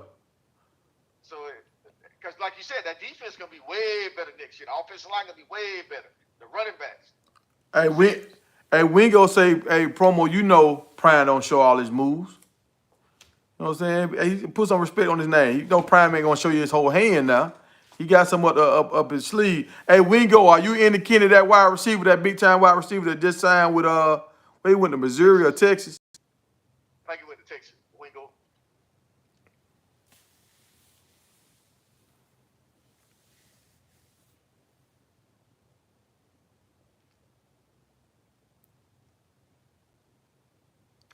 You said it's a kid out of Ohio that's ambidextrous, and he can thread the needle with both hands running in either direction. I never heard of that guy. See, a guy like that, that's the kind of guy that I feel like Sean Lewis needs to try to get. You can promote that dude big time. NIL deal, ambidextrous quarter. I think I know who you're talking about. Hey, does he play baseball too? And he pitch with both hands? It was a quarterback that I was watching. He plays baseball and football, and he throws with both hands. I appreciate you, Q.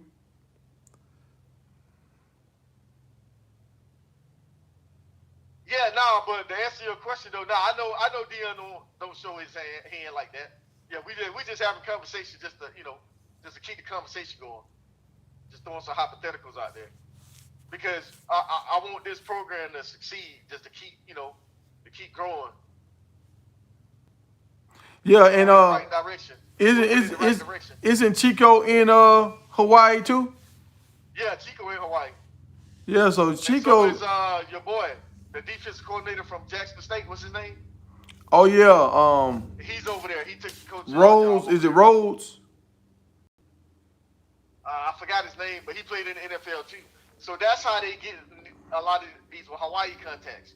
That's why I think that quarterback's coming over here. Because he got two guys over there. And now remember, we just got an offensive lineman from over there too that's coming this year. The big dude. Yeah, yeah. So you're probably going to see some more Polynesian guys coming over here to Hawaii, to Colorado.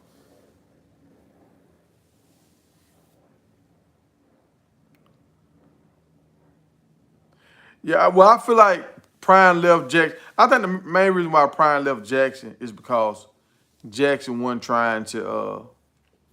They weren't trying to change. They want to stay stuck in their old ways. And they wouldn't give him full control like he got in Colorado. Think about that. Our own people won't give us full control, but the white man gave us full control.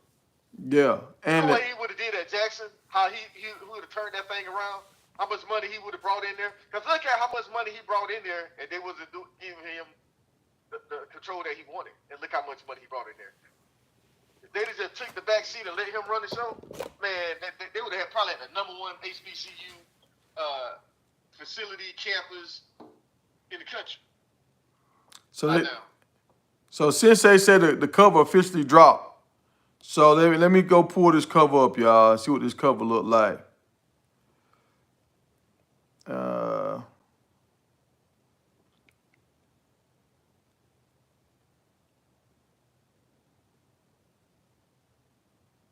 Man, y'all know. Did you see that cover?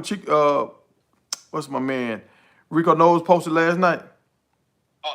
Bruh, they got Travis Hunt on there looking like like a wild bushman, folk. You know how he do that little dance, whatever. They got him with his mouth wide open, looking crazy. Dog, look, when I saw it, I said, man, I ain't even gonna zoom in on that, man. I'm not even gonna zoom in on that. It looked bad, folk.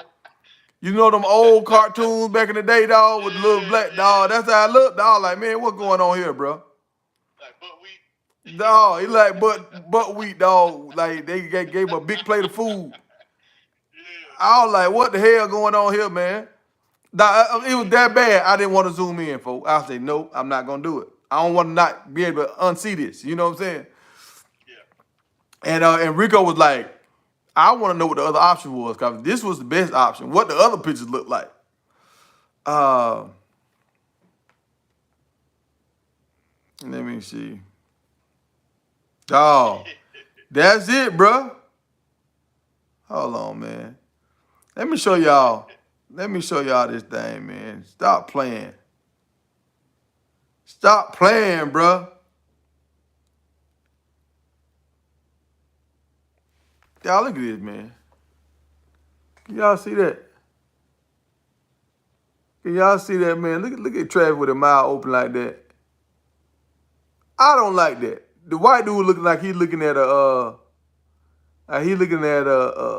television show or something. And then Travis looking like, I don't know, like he upset. He just scored a touchdown or something. I don't know. Maybe that, you know how his reaction was when he caught that pick? How he was so excited when he caught that pick? Yeah. You know what pick I'm talking about? The one that nobody thought he was gonna get, and he just came out of nowhere. When he got up off the ground, he was celebrating, but they got him without his helmet on, and he's celebrating. So the good thing about this is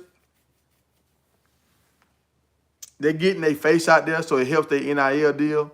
And we were talking about this last night. It's not about Texas and it's not about Colorado and it's not about Michigan on here. Because if you look at the dude for Michigan, if you know Michigan, you know it. But I'm looking at the Jordan brand. I don't even see Michigan.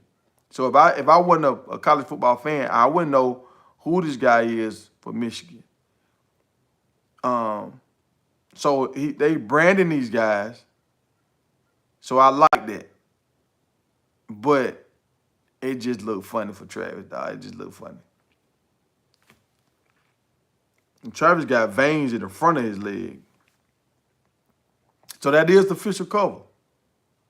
So you got one cover, the deluxe edition, when you got the back of their jerseys, where you got the helmets and everything, where they branding the schools better. But then on the one, the official cover, I guess for the regular game, you can see all these guys' faces. That's it. I don't like it, but hey, it's hold on. Yeah, that's it. That's it, bro.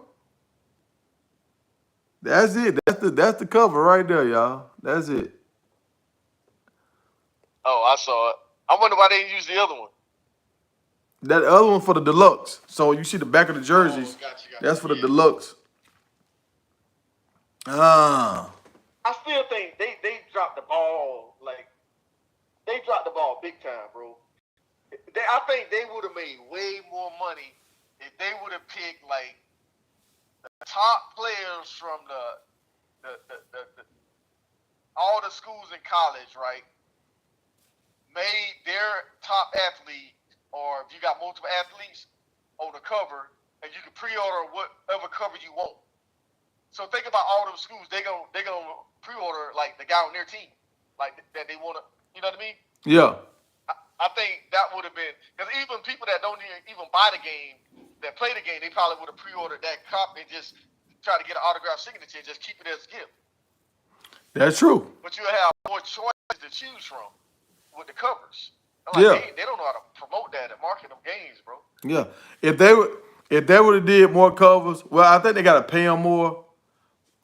With the cover. Yeah, but you can give them like a you know how they do them guys that the Xbox guys, they get a code and they get 25% or 30% for every game they sell. See what I'm saying? Yeah, yeah. So you give all these players a certain percentage. I mean, that's how they can make their money, the NIL money. So now everybody ain't got to complain like with the EA game. Oh well, you paying everybody the same amount, and the guy that won the Heisman say, why you paying me the same amount you paying all these guys to be in the game? Where if you give everybody a code, now they determine what they make in the game. Yeah. And nobody's making the same amount of money. Now I'll say this too.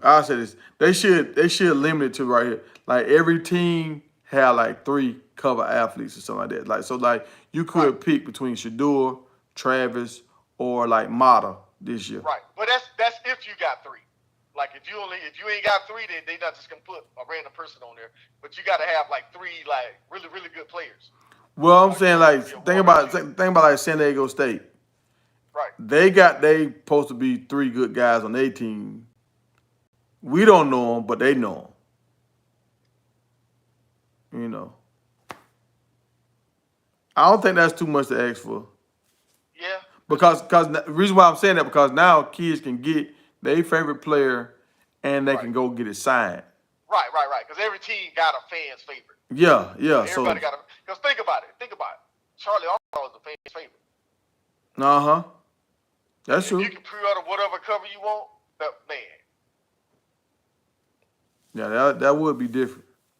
But you got because see Colorado, you have it's a lot of guys to choose from. That's what I said. If you let people pre-order who they want on the cover of their game, man, they'll sell more games, bro. So because you got pre-order sales, so them guaranteed sales. See what I'm saying? So they saying Luka is with Jordan Brand. Do y'all know Luka's shoe? I never seen Luka's shoe. Yeah, but Luka's not white. Luka's European. I mean, y'all, you can say European. I mean, but the white people are European. But I'm saying American-born players. There's no NBA American-born star. There isn't one. I No, guarantee you, old boy Woodsy is. could shoot. Old boy, but I guess he ain't no star, but he win that stand up contest. What's my man? Yeah, but he's not a star. Yeah. Matt McCullough, he's not. He ain't even on the NBA team. He's on the G League. And I don't understand why they doing him like that, man. Yeah, because he was good when he was on the Warriors. I don't know why either, but I mean, Ooh, they said it right here. Select coach camp at Factory Q, that was good. Select camp with Brady as a guest host. oh yeah, That'd be crazy. yep. They could steal that 7, that 11, Elite 11. They could steal that title from 'em. And Coach Prime could pitch that to Prime. I think they might be working on that. Because think about it, we ain't never seen this happen before. Like, this dude is going to different universities with different teams' quarterbacks, and they're working out these other schools' facilities. I guarantee you they're going to try to stop that because they're going to feel like these dudes trying to recruit Fletch County, Colorado. LG, we ain't saying he gonna have a white only camp. We ain't saying he gonna have a white. Well, No, I'm not saying that. well, I'm no, saying Federal Q might open have it said up. something. Let me see what Federal Q saying. Hold on, he might have said Yeah, something. yeah. No, I'm saying open it up to try to make sure we get more 5-star, guys on the list. Because everybody has a different price. So if you're recruiting 5-star quarterbacks, you might find one that's in your budget. See what I'm saying? Mm-hmm. But we only keep hearing about one at a time. Like first it was Underwood, then it was the other guy. Like Sunshine. Was Trevor Lawrence? Yeah. Does Trevor Lawrence? Yeah. So that's somebody. Does Trevor Lawrence have a shoe? I don't know. Like Trevor Lawrence is a crossover kind of dude. Like Well, actually, the Buffalo Bills quarterback, you can get him a shoe because he's an athlete. Mm-hmm. And he's up in New York. They should get him a shoe. Yeah, see, I'm with you, Federal Q. He got to find a Johnny Manziel kind of player. If he get another Johnny Manziel kind of white dude, that's more prime speed right there. Well, no. He don't want no running quarterback. He wants a throwing quarterback. That's the difference. I mean, that's why I said. Yeah, that's true. But Johnny threw the ball too. Yeah, I know, but I'm just telling you what Dion said. Yeah. He don't want no running quarterback. Well, what I'm saying is, I'm saying Johnny kind of personality. I think Right. if Coach Prime get a dude like that with that kind of person, he can market that better. Right. Cause I think they could have marketed the heck out of Johnny football. Oh yeah, big time.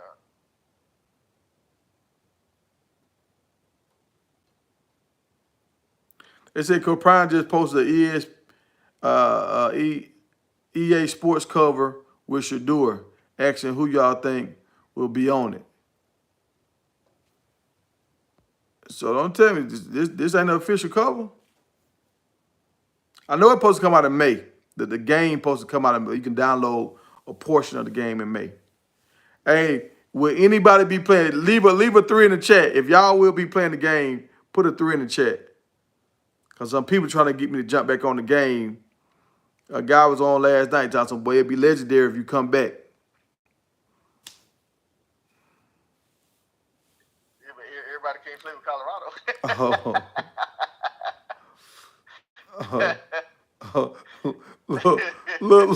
Look, Webb on him down, so he want to get his wrench. Let me get my wrench. Hey, you locked in now, Webb. Appreciate you last night for helping me drop that link. Hey, Webb, I'm with you. I ain't got no wrench either. Hey, you ain't never on the chat. You all on the phone. You ain't never in the chat.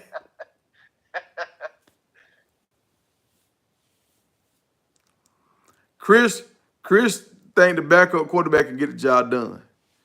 Is it Staub? Yeah, stop. He thinks Staub can. I mean, Staub didn't let us down when he was in there. He didn't let us down, but he didn't wow us either. Well, let me ask you this. Remember, that offensive line has just got huge. Is he gonna be able to see over them boys? I mean, he's not the biggest quarterback, but I think he can see over him. Hopefully, we'll get to see this summer camp. Hopefully, we'll get to Because that's see. probably why he was throwing the ball like he was throwing it in the spring game.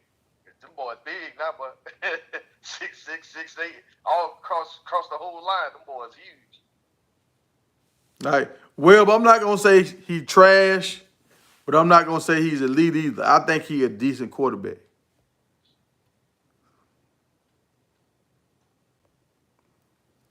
I think if we up and Shador get hurt, I think Stahl can bring us home. I think he can land the plane.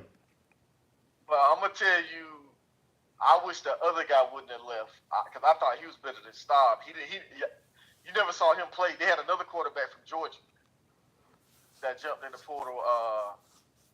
We never got a chance to see him play. He was a dual threat. Hold He would on. have stayed. Hey, what Webb talking about? Webb talking some no promo. He's from overseas, not Hawaii. His name is Bulldozer. Is that the quarterback you talking about? Or you talking about the lineman? No, the quarterback I'm talking about is from Hawaii. I don't know But you said something about a big lineman, I think. Yeah, they got a big lineman coming in from That might be he might be saying he from overseas. They call him yeah, Bulldozer. from the NFL. He talking about the guy from the NFL Europe. That guy from the NFL Europe. That's offensive line we're Yeah. talking about. Now they say Travis was in Dallas doing the EA Sports cover. That's why Yeah, he that's ain't probably he ain't there working out with him. But he might be there today, day 3. He'll probably be there before the end of it. I kind of figured he was doing some NIL stuff.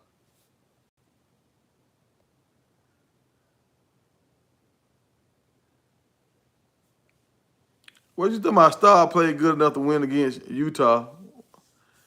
We ain't win though. We didn't win. We couldn't stop the run though. That day was a sad day. Yeah, we couldn't stop the run.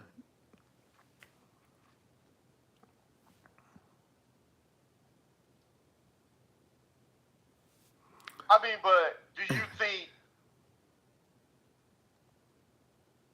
he can beat Ohio State, Georgia, Missouri, Texas? Because that's the way you got to think now with the team that they're building. You can't just have a game manager back there that can't make big plays. You see what I'm saying? Yeah. What they trying to do in Colorado, you got to have somebody back there that can win some games. But I think the team we building, the guys we got coming in, you can have a quarterback manager at Colorado. That with the guys we bringing in, you can have a manager and win. I don't think so. The receivers are gonna stop coming, bro. If you ain't got somebody back there that can get the ball, they're not gonna come. But that's what a manager is. A manager like Tom Brady, he got you the ball. Purdy, he get you the ball. Bro. I'm saying Stetson Bennett did not get all them Georgia wide receivers the ball. He threw the ball more to the running backs and tight end. but Stetson Bennett was like a dual threat kind of. But he's a game manager. Stetson DoorDash Bennett. He's a game manager. I know. Tom Brady had an elite arm, bro. Staub don't have no elite arm. I'm saying if you want to keep all these elite wide receivers, you got to be able to get these boys the ball. Yeah, that's true. And can he do that? Because if he can't do that, and you can't get that boy to come here from Virginia Tech, don't forget, these receivers working out with him too. They might go play for him. Now that is different. That is different. Like, why isn't any of the quarterbacks from Colorado there? I agree. That's what I'm saying. I don't understand. Like, if you really trying to groom them quarterbacks, why aren't they working out with you too? I don't. That's what I'm saying. I don't get it. Especially your backup quarterback. The backup should be there.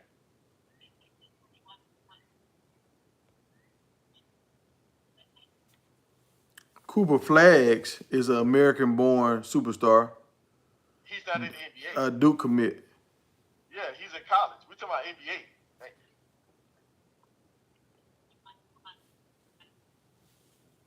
college guys got no shoe deals. Now he could get one NIL deal, but not no shoe deal. I mean, the closest superstar you got right now is the boy who played for OKC, Chet Holmgren. So in a couple of years, he might get a deal, a shoe deal. So how you feel about the Caleb Williams? You didn't chime in on that. The Caleb Williams Well, with the bear down on his fingernails. I mean, he did that in college. Yeah. So I'm saying, how you feel Yeah, about it? that's his thing. Cause I Brian mean, Brian Brian thoughts on Caleb Williams' hands ain't gonna never come from up on the center.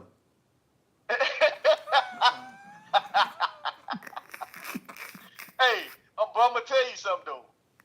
These boys making money because think about it. They was cracking jokes on the dude at Duke. There's a basketball player at Duke, bro. He got an NIL deal with a fingernail polish company, and ain't no girl got one yet because he be painting his fingernails Duke blue before the games. You get paid. You see what I'm saying? Yeah, but It was making money, man. but Shakari Richardson had all them nails on. Nobody gave her a deal, dog.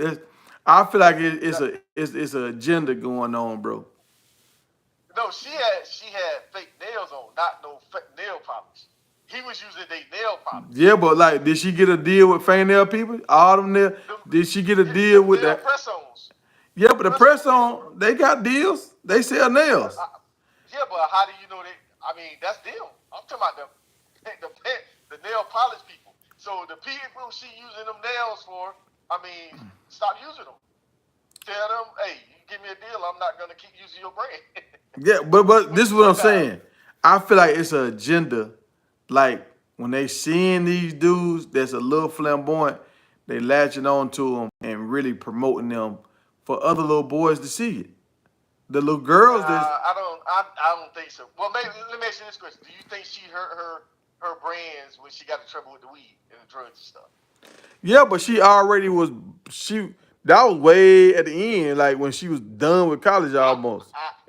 No, this was She was running the Olympics. She was in the Olympics at this this time. was Olympics. Yeah, that's the Yeah, Olympics. but she was already on the scene for like 2 years in college. Yeah, but no, I know that. But what I'm saying is that hurts. People don't be afraid to touch you when you feel a drug test like that. Like Ben Johnson and all them boys, they wouldn't get no shoe deal once they start testing positive for them doping charges. Come on, the fastest man in America, he ain't got no shoe deal. Yeah, but I'm saying like prior to that, and like since then she done cleaned her stuff up. Like I actually now I'm gonna say this: do y'all like old Shakari Richardson or y'all like new Shakari Richardson? Like the old Shakari Richardson, she kind of remind me of that rapper dude with all the hair and what's the dude that keep calling the rat? You know what I'm talking about? 6'9". Yeah, 6'9". She remind me of 6'9" with like all that hair and the nails and stuff. It was just a lot going on for me. Like it made her pop, but there was just a lot going on. Now that she done No, kind of she's sexy red of the track team. dog, yeah. She was What's that girl? That's the booty hole brown girl. The what? That's the rapper, Sexy Red. Yeah. Yeah. So that's what she reminded me of. It was like ratchet. It was ratchet. Now that she kind of like she wearing like her normal hair, she may got a little highlights, and she got nails, but I don't think they're as long as they used to be. She looks sexier to me right now. Like Me too. when I see her run across the screen now, I'm like, ooh, sexy. Back then I was just like, raunchy. But that's gonna help her get more deals now. Yeah, Because think about it. Name one track star that had a deal. I don't remember Carl Lewis having no shoe deal. Or Michael Johnson. now I think I cause don't remember none of them. I think Michael Think Johnson about it. had something. The dude had them gold shoes. I think he had No, something. But they I'm shoes, not talking about track shoes. I'm talking yeah, about like think about it. a Like regular Adidas, New everyday shoe. Balance. Yeah, like running shoes. I don't remember them getting no shoe deal like that. Oh, and now look, and now we was talking about. I'm sorry y'all for being, but we talking about shoe deals again. The only white dude I know that had a good shoe deal that could sell shoes is Donald Trump. Yeah. Donald Trump was the best dude selling shoes for white dudes, and he ain't play no ball. I mean, they just missing out, especially baseball. Because think about it when we was coming up. Bo Jackson had cross trainers. Ken Griffey Jr. had cross trainers. Dion had cross trainers. Think about it. Why don't they have more cross trainer shoes for like the baseball players and you know what I mean? Mm-hmm. People about them. Them cross training shoes are nice, especially them Bo Jackson boy. Them Bo's was off the chain. Yeah, yeah. I remember They Bo should bring them Jackson. back. To me, I think Bo Jackson had the first shoe that I remember. They had that big X on it. Yeah, I remember Brian Bell had some of them shoes, and he was going crazy about them. I was like, man, what's so crazy about this shoe? yeah. The Bo's was nice, man. Them Bo Jackson. So, promo, this is my official times now, dog. 10 and 10. 10 and 10. We're going to do a 2-hour night show, and I'm gonna let cats get in, but I ain't going to let people hog the whole show. So, I'm going to let cats be on Yeah, for like 20 minutes, and then we'll get somebody else in. And unless we don't have nobody queued up. We got a lot. Like last night, it started getting jammed up. So, I'm going to let people ride yeah. out. And then Yeah, if they we, can they can jump pop in back and out. in. Yeah, yeah. But it was good. It was some good topics last night. Oh, yeah, we were flowing last night, bro. That was We had fun. We had a few little arguments back and forth, but the room was vibing, like, and the yeah, energy was high last night. That was yeah, cool. yeah. But that's what you want though. It's just like a barbershop environment. Yeah, Everybody, when you talking sports, everybody ain't gonna ain't agree. You know what I'm saying? yeah, Nobody's gonna agree when you talking sports, boy. But it creates good conversation. yeah. Hey, they say, how do you promo? How you know it's Style got an elite arm? Huh? No, It's, because he said it. he said it. The coach said it. Yeah, the coach said it. What he said? They say he's pretty decent. He doesn't have an elite arm, but he's a good quarterback. Just watch him when he's throwing the ball. Just watch the deep balls, watch all that. You can tell with the velocity, like the spring game. And even watch some of them well-off videos. You'll get mad at him. They say promo. You right. 300K equal 3 mil.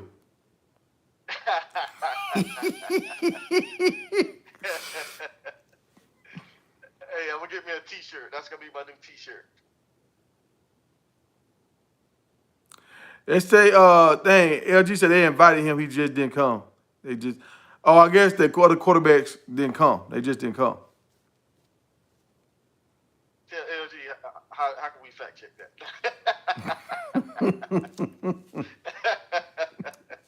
Hey, but man, LG be coming with the facts. Hey, LG, he got an MVP so far, y'all. LG be coming with these facts, bro.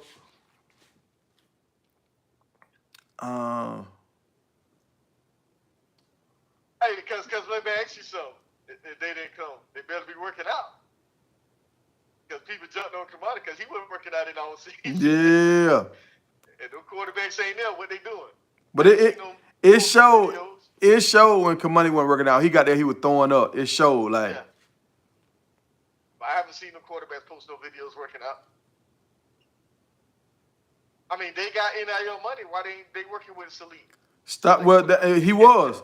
Staub was working with him. It's saying it right down in the comments. Staub was working in Texas this week, working out with Shador and Quarterback Elite. And I seen a video of him working out with Quarterback Elite. I actually seen it. I saw him, the number 7, the left-handed guy. I saw him working out with Elite a while back, but I only saw it one time. He was working with them. Hey, what's going on, Miss Me? Thank you for checking in.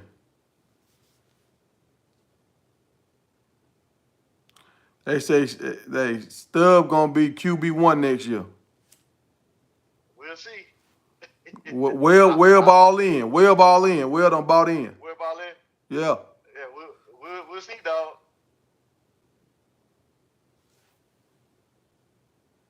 I just read Dion, man, and I think he wants a tall, strong quarterback.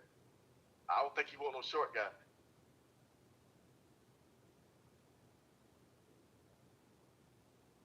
I mean, because look at the two they brought in. The one from Kentucky, 6'3", and the other guy 6'7".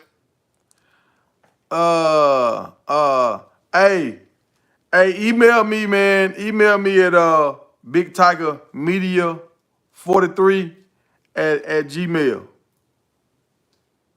Griffin, Chad Griffin. Email me on that way. I'll talk to you about trucking trucking down right now, so it's down. Big Tiger Media, or you can follow me on Instagram at Big Tiger Media, and you can inbox me on Instagram. Big Tiger Media 43 at Gmail. Follow me on Instagram.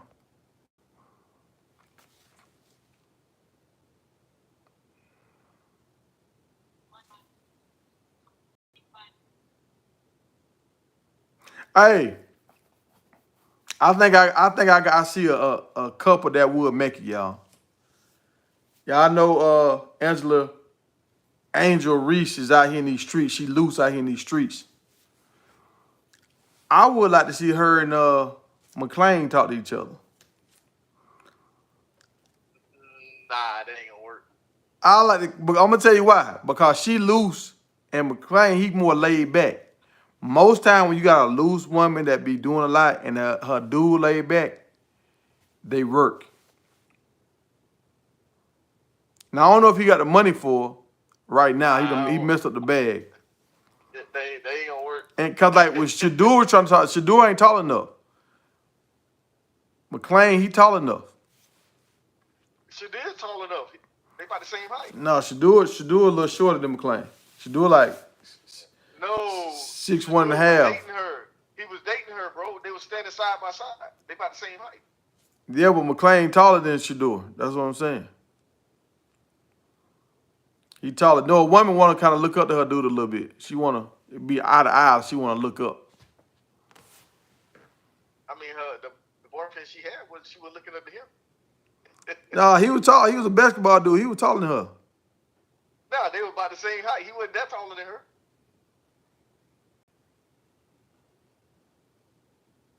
I mean, that was just messed up. That was messed up. How you know she didn't catch that man cheating? Bro, she just said, it was the caption on her video she put, broke up with my broke boyfriend to pursue something, and then she shot a shot at KD. I mean, this nigga in college, of course he broke, and then she shoot a shot at KD. She didn't shoot a shot at KD. She didn't shoot a shot. She didn't shoot a shot. She just said, she said he was from the town, so she gonna always support him. She shot her shot, and they asked Kevin Durant about it. He said, "Oh yeah." He said, "Yeah." I'm telling you. No, I don't think she shot. Yeah. Dog, was she shooting a shot, y'all? Was she shooting a shot, or was she giving him a shout out like hometown? That's my dog. We from the same city, West Side. You know what I'm saying? She was just saying, look, this the fam. We from the same crew. She shot. No, you talking about a totally different video. She shot her shot, and KD said, "Yeah." KD said, "Word?" She said, "What?" He said, "Yeah, I think her." So did. College Brown saying, because I thought he was dating somebody. College Brown saying she need to be with Ben Simmons. She need an NBA dude like Ben Simmons. I don't know. Ben Simmons kind of shicey. Ben Simmons trying to smash one of his teammates' girls. Ben Simmons, he ain't right. They always do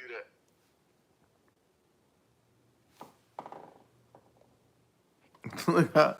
I'm just saying, she out here in these streets. You know, women need to be covered. You know, they say you leave out your mom in them house, your dad in them house.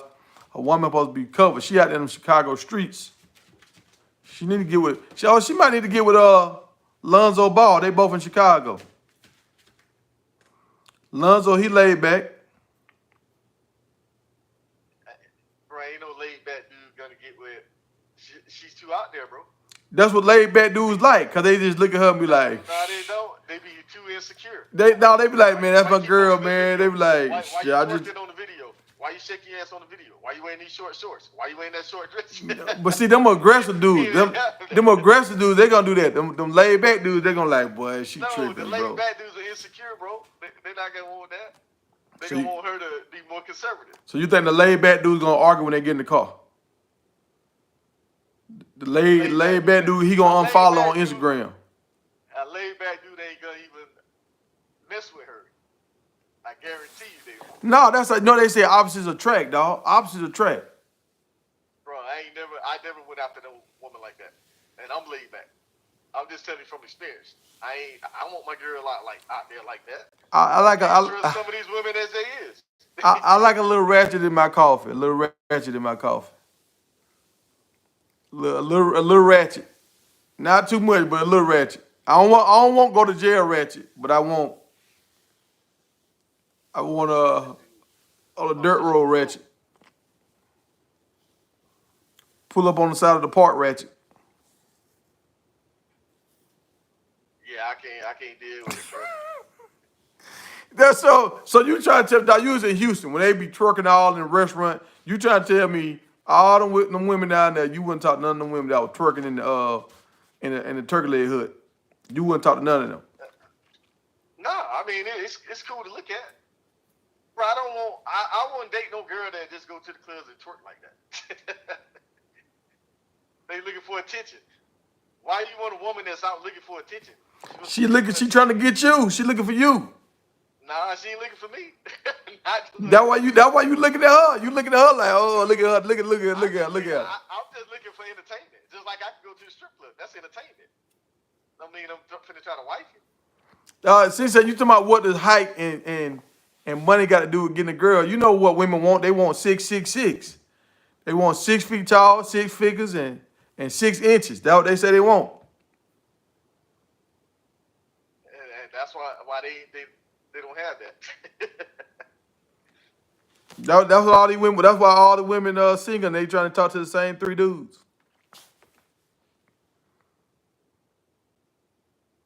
Look at Drake.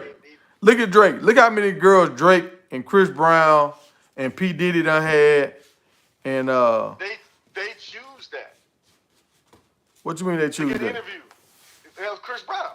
He loved having sex. He can't be with one woman. Yeah, look at Drake. Most of them guys, they can't just have one woman. Yeah, Nick Cannon. Like Gilbert Arenas. That's why Gilbert Arenas said, I just paid the $250. He said, like after his wife did that, he got his ring back. He said, I don't need that. I'm just paid the $250. I don't need that headache. So he just paid the $250, take girl out on a date, have sex, boom. Chris. On to the next one. Chris, they just messing with you, Chris. They just messing with you.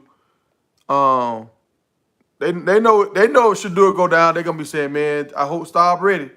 I don't trust Wade. Staub almost won that game for us last year.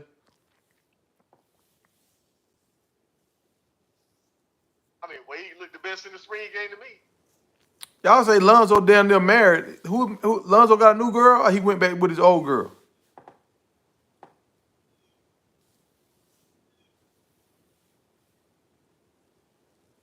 They say Jada Pickett from Baltimore. She like she is kind of like, but she don't really dance. Jada Pickett don't dance though. Jada Pickett is crazy. But she might want a thug dude though. She probably want to do like she probably would like a dude like, dang, what's a thug dude? They don't really got no more thug dudes in the NBA no more. Like, cause Jada Pickett love Tupac. Yeah, she was in love with Tupac. I mean, but was Tupac really a thug, bro? He really was. He was just aggressive and assertive. That's what I'm saying. The dude went to college, bro. Our Institute of Atlanta. Yeah, he was just acting. You know what I'm saying? People worship this dude like I'm like, bro, he ain't even built. So you say Drake is fake. You hate on Drake. Oh, he fake. He ain't really like that. But you worship Tupac. Tupac went to school too. Learn how to write. Yeah. Nigga wasn't in them streets like that. Now Drake don't even write his music though. Drake just an actor. He like a news reporter that go out there and read the script. Nah, like. he write his stuff. But I don't write it all because he sings too. That's what people don't understand. Is that he ghostwrites. The dude writes, he sings too. So if somebody write an R&B song for him, he used to ghostwrite. I mean, Jay-Z. I mean, they got a documentary. They say Jay-Z don't write, but some of his guys done came out and pulled his card. He took some of their music. That's ghostwriting. He didn't write it. He took they song, their idea, they hook, and put it on his album. Yeah, that's what Jay-Z be doing. Hey, Brian, you right. Houston seeing 128% increase in syphilis cases. Cause all these women want the same, guy, LG. Well, that's another case too, where they mess with them two-way guys. Like that's what I don't understand about a woman. Like they'll know a guy go both ways and they'll still have unprotected sex with him. Oh yeah. You see how Madonna, she loved Dennis Rodman. Dennis Rodman around there wearing dresses and like it don't matter. Like what's the dude? Young Thug? Young Thug got a girl. She halfway crazy now. I heard that interview. She was like, "Whatever you want, daddy." Yeah, daddy. Oh yeah. That was crazy, boy. Hey, that lifestyle. They want to live that lifestyle, bro. Lifestyle. They want that money. Mm-hmm. They do whatever it takes. They want that bad. I think, man, we need to go target some big women. Oh, With a bag. FloJo had deals. Well, you know, old girl, she done lost her bag now. Ooh. Lizzo, they trying to blackball Lizzo now. Yeah, big girls need love. What we call it? Is that called black breast? Is it because you can't blackball a woman, can you? Yeah, you can. Janet Jackson did it. Oh no, my bad. Yeah, the dude did it to Janet Jackson. Remember the dude she married? And then he turned around and divorced and sued and he got millions from her. No, I thought they had in the prenup where once she made it to a certain year in the marriage, 5 years, she automatically got like. No, the first guy, not that guy, the guy she got with before him. That dude got millions from her. Oh, I ain't know about that guy. Yeah. But she got 500 million for this last dude. Right. Yeah, for that the last guy, she got broke off. So she got back. And I don't think she had to pay no taxes on that money.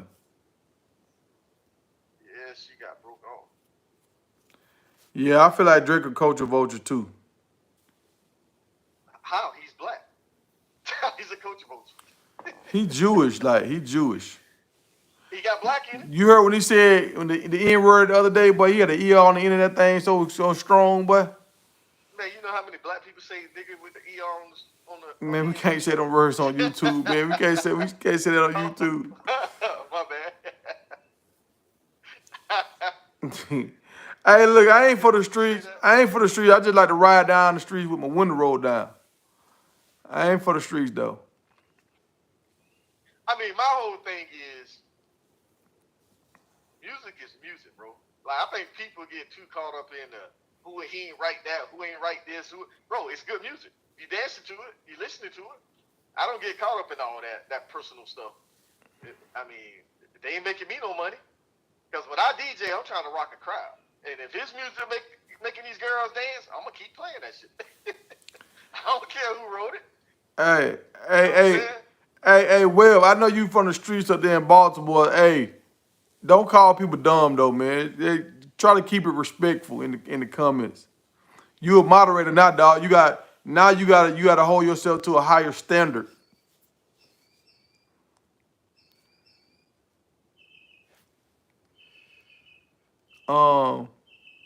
Hey, they were talking about them passport bros the other day.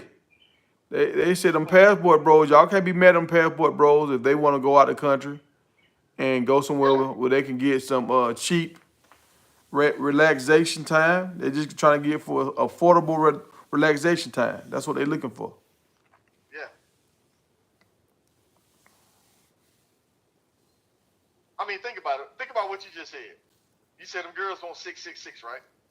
So if they want 666, why they hating on passport bros? You really don't want them, so they're going overseas to get what they want, since you don't want them. And that's what the guy was saying. Yeah, why you complaining? So why are you complaining about it? Yeah, cause I think they realize that it ain't that many 666s out here. Yeah. I mean, because the ones that are, I mean, they can get what they want. You know what I'm saying? They're not just interested in you. They got you, and they got, you know, the woman over here, woman over there, because they can afford that lifestyle. That's why they be falling into the trap, thinking they the only one. Nah, just like you stole that woman, man, guess what? He got somebody else. You ain't the only one. Mm-hmm. That'd be so funny, man. How you see these girls sleep with these married men, thinking they finna be the only one, and then get mad when they found out he cheating on them. He cheated on him with his wife. I remember it was some dudes. They tried to get me to go. I didn't go. They went to Brazil and they met a girl. There was some bunch of girls over there, but it was one girl they met, and this is how she would run game on guys. She would tell them like she'll marry them, but she'll be there and wait for them or whatever. Like so, she'll try to target like NFL guys, NBA guys, cash with money, and like look, just send me like an allowance every month, like $400 a month, and cause think over there back in this day, $300 a month, that was like the average wage for a police officer, like $300. Oh yeah, So if she could get $400 a month from this NBA player, $400 a month from this guy, $400 a month from that guy, now they all like saying, "Well, I'm gonna give her this so she don't deal with nobody else." She just add more people onto the list. She just add yeah, more guys onto the list. So she's trying to say, "Look, I'll be here waiting on you if you pay me X amount of dollars." She still ain't yeah, waiting on them. She just getting your money. And if you come back, you come back. If you don't, you don't. You still yeah, in the rotation. You know. yeah. But not only that, bro, them dudes got to be careful too, because some of them dudes be dumb, bro. Yeah. Like, especially the ones go over there by themselves, because a lot of them women, they be setting them dudes up to get robbed. You know what I mean? Yeah. There are a lot of dudes. I was watching this one show, and yeah, it was a couple of guys got killed over there. Yeah, They yeah. set them up. Yeah. And this one dude said he was with this girl, and she kept trying to get him to go down this alley. She was the hotel down the alley, and he didn't go. And then he said he read in the paper, like, a couple of days later about some tourists that got robbed and killed over there.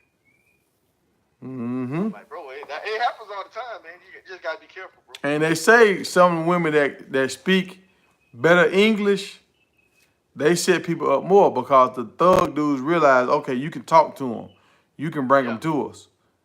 Like Yep. a girl that don't know English good, it's hard to communicate to tell them what you want. Yep. So That's so true. yeah, man, they fighting in the chat, man. They fighting like Mike Tyson and Paul. In the chat. They ain't no real fights. They just them celebrity fights in the chat. What questions they got? We got Chris. They talking about stop. They won't stop. Chris saying stop can be the man. Excuse me. And Webb trying to say he can't be the man. Webb saying he trash can juice. I mean, I don't get me wrong. I like Star, but I'm just looking at the players that they bringing in there. If he's not gonna be able to get that ball to them like Shador doing, they're not gonna be able to keep getting these type of wide receivers in there. Yeah. That's true. Because he hadn't shown he can do that yet. He showed he can be, conservative, but he hadn't shown he can sling that thing around yet. Hey, You know what I mean? hey, are you ready to rumble? Webb and Chris, let's get it on. Hey, but that's why I was telling you why I was mad. Like at practice, they only be playing two-hand touch. I'm like, they need to let these boys go at it. Just like in the spring game. I don't care about the weather. You're going to play in that kind of weather anyway. Let them boys go at it, man. Put a yellow on Shador, put a yellow jersey on Travis, and let everybody else go at it. That's the only way you're going to see if them quarterbacks can really do what they need to do. You Yeah, got to put them on the fire. yeah. If you wait till the game time to put them on the fire, if somehow to Shador, then what? Now we playing conservative. Oh, they running the ball. Yeah, we finna run the ball. And see, I think if they get two more quarterbacks, I think they will let them be on the fire because now it's like, okay, we got so many of y'all guys, we can afford 2 or 3 of y'all to get hurt and we still can run practice. But I'm with you, Factory Q. Staub a good backup, but he ain't no replacement, no QB1 replacement. I'm with you on that. Yeah. Some guys just get backups, man. They just good. Like he might be like if he was at North Dakota State, he'd probably be a really, you know what I mean? He's probably better than that guy. Yeah. I'm with you on that. Smaller school. So what time we got, y'all? All right. Hey, but we gotta talk about them Hawks before you go, man. All right, let's bust these hogs down because I don't went over my time. Go ahead, let's go. Let's get to it. Number 1 draft pick, dog. They gotta get that big center. Who y'all think the Hawks should get? Do we got any basketball fans in here? The Hawks got the number 1 pick. We won the lotto this year. Who do y'all think So that's gonna be one of the topics tonight. We're gonna talk about that. What player do y'all think should be the #1 pick? And I didn't know the Spurs. Do y'all know the Spurs got 2 picks? They got the #4 pick, I think, and the #8 pick. Yeah, it's 2 teams got 2 picks, first round picks. But think the Spurs just got Wemby last year. Now they get 2 more dudes in the Yep. first round. Now their team could be that right now. Yep. They did the same thing OKC did. Remember, OKC had all the first round draft picks for all the trades they made with Durant and Harden and Westbrook. Yeah. Stockpiled first round draft picks.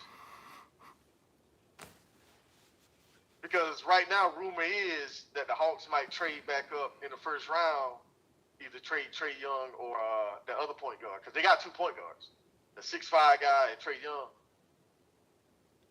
Because my whole thing is, if we can get that center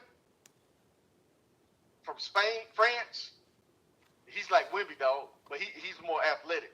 Yeah. Like he can jump, block them shots. Yeah. 7'1" with a 7'4" wingspan, shoot threes. Like I'm like, yeah, you got to get that guy.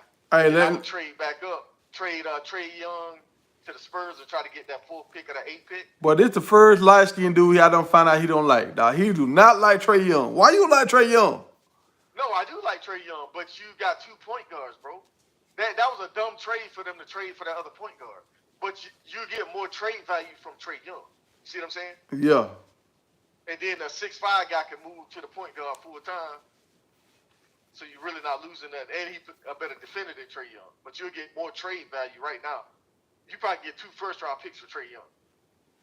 I can understand that. That may like if Trae Young go to, I don't know if this will go play with Embiid. I think that'll be good. Nah, I think the Spurs are gonna try to get that move to put him with Wemby.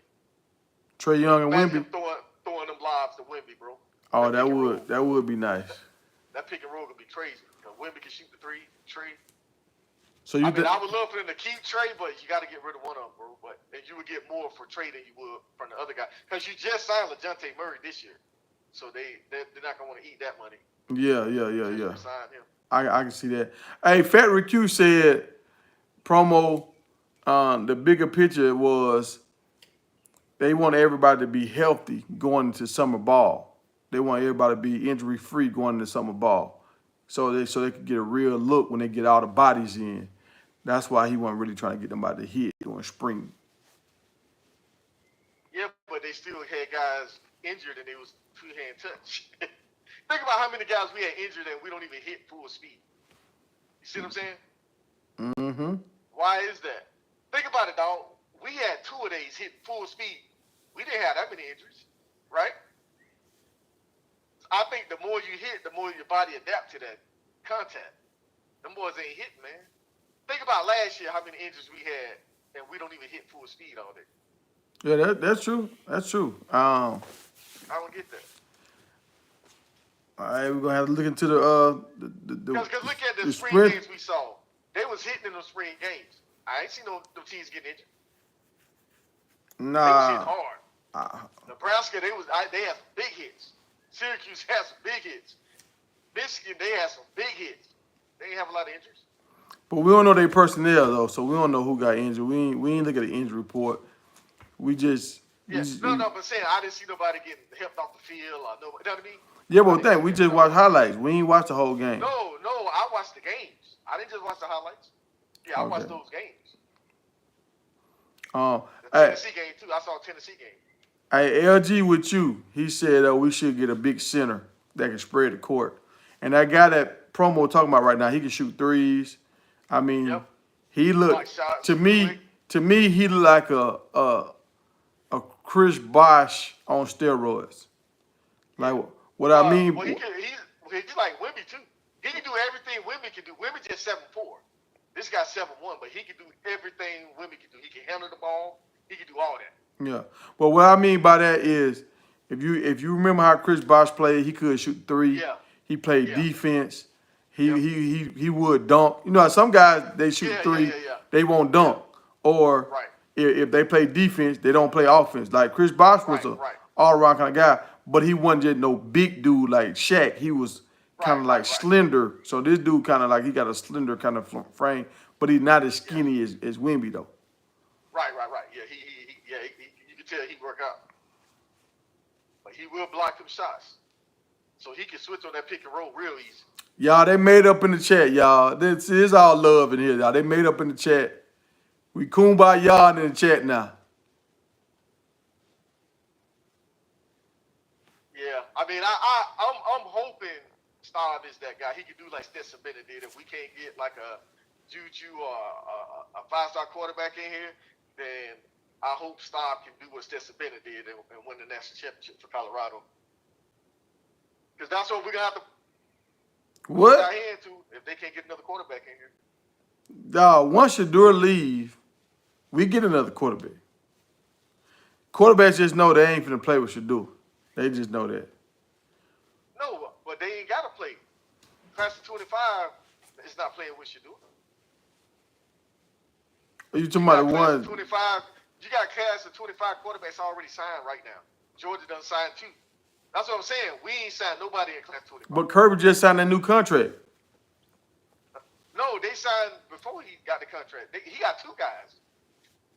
Well, what I'm saying is Kirby locked in. Everybody know Kirby locked in.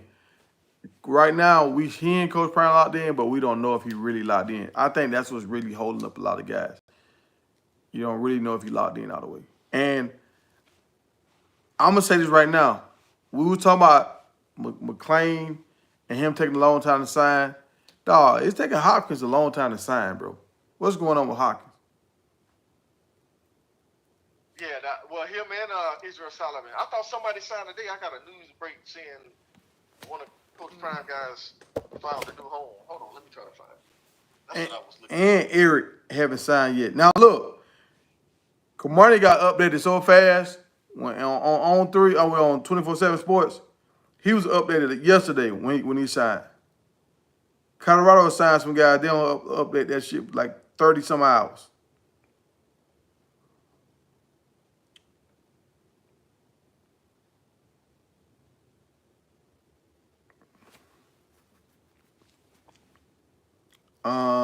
So they're just showing the linebacker from Tennessee going to Memphis. All right, Memphis might have a sneaky squad this year, y'all. Because I think Memphis got a good quarterback, and they got some wide receivers to come in there. I might need to check out Memphis and see what Memphis got going on.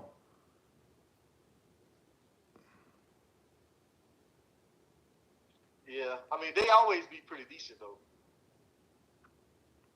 Yeah, they were looking real good for a while, and they fell off. Yeah, the coach left, and they had the new coach come in. I was looking at it this morning. I didn't see nobody sign. I didn't see. Nah, they was talking about Kamani. It just said news break. Former Colorado player finds a new home. They was talking about Kamani. Yeah. Oh, and last night we were saying what other teams are in the same region, the same conference with Florida Atlantic, and the 49ers in the same conference with the Florida Atlantic, the Golden Panthers, that Jacksonville team I keep hearing about. Kennesaw State is in there. I didn't know that. They moved up. They moved up. Okay. Liberty is in there. Louisiana Tech Bulldogs, Marshall, Middle Tennessee, New Mexico State, North Texas, Old Dominion, Rice, Sam Houston, UAB, UTEP, are the Roadrunners, and the West Kentucky Hilltoppers. So that's the teams in that conference, yo. It's a lot of mid-major guys in that conference.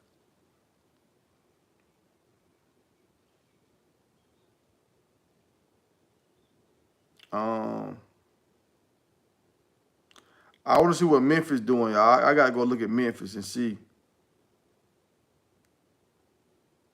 Yeah, I haven't seen nothing on Hopkins. I got to follow him. I got to take his Instagram and see him and Israel Solomon. I'm curious to see where they're going to go.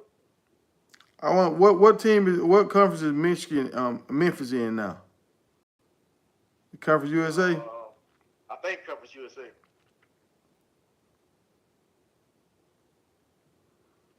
No, Conference USA. That's the conference I just said with the Mid American or Florida Atlantic and all them. yeah, maybe the Mid American or the Mid Atlantic. Uh,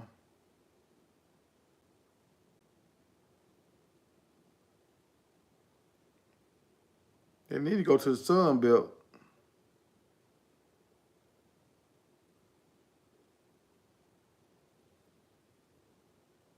That's where I thought Kennesaw was going. I know the Sun Belt was interested in them when I was in Atlanta. That's where I thought they was gonna go. But that's a good place where they went. Yeah, they moved up.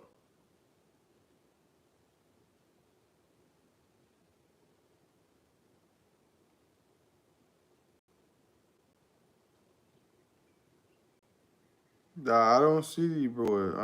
Conference USA. I'm gonna tell you what. If the Colorado State head coach was smart, if he get Dawson in there, I'll be telling Dawson, hey, go call Adam Hopkins, go call Israel Salah, go call all the boys and tell them I got a scholarship for him.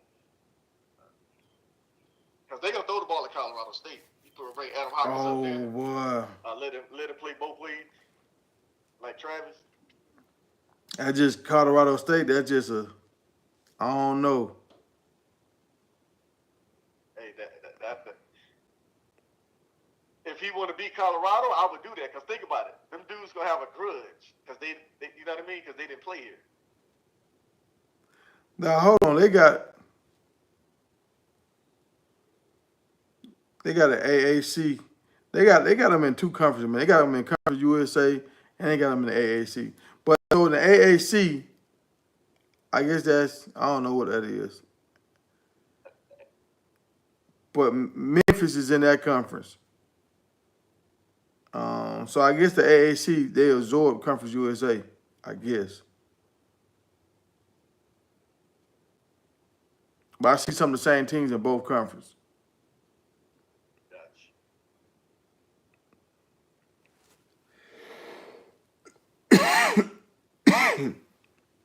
Yeah, I'm going to look. Next time I take a break, I'm going to look. Look and see what them guys looking at. Adam Hopkins and Israel Solomon. I'm going to see what school's looking at them. I don't know what happened in Memphis, but a lot of people transferred out. They must got a new coach. A lot of people transferred out. And it might be. They probably did get a new coach. Like, I don't even see the linebacker from Tennessee going there. They said he was going there, but I don't see him. All right. Well, all right, folks. We're going to shut it down. And I'll see y'all tonight, man. We're going to be on at 10 Eastern time tonight. 10 Eastern time tonight. So y'all come with it. It's y'all show at nighttime. I'm going to just moderate that thing. And if people start getting out of line saying people getting $3 million and they only getting $300 million, I'm gonna chime in. And you know what I'm saying? Set the record straight. But, hey, appreciate all y'all, man. And Webb, you got your wrench now, so you know what I'm saying? You gotta lead by example, Webb. But all right, y'all. I'll see y'all later. All right. Peace out.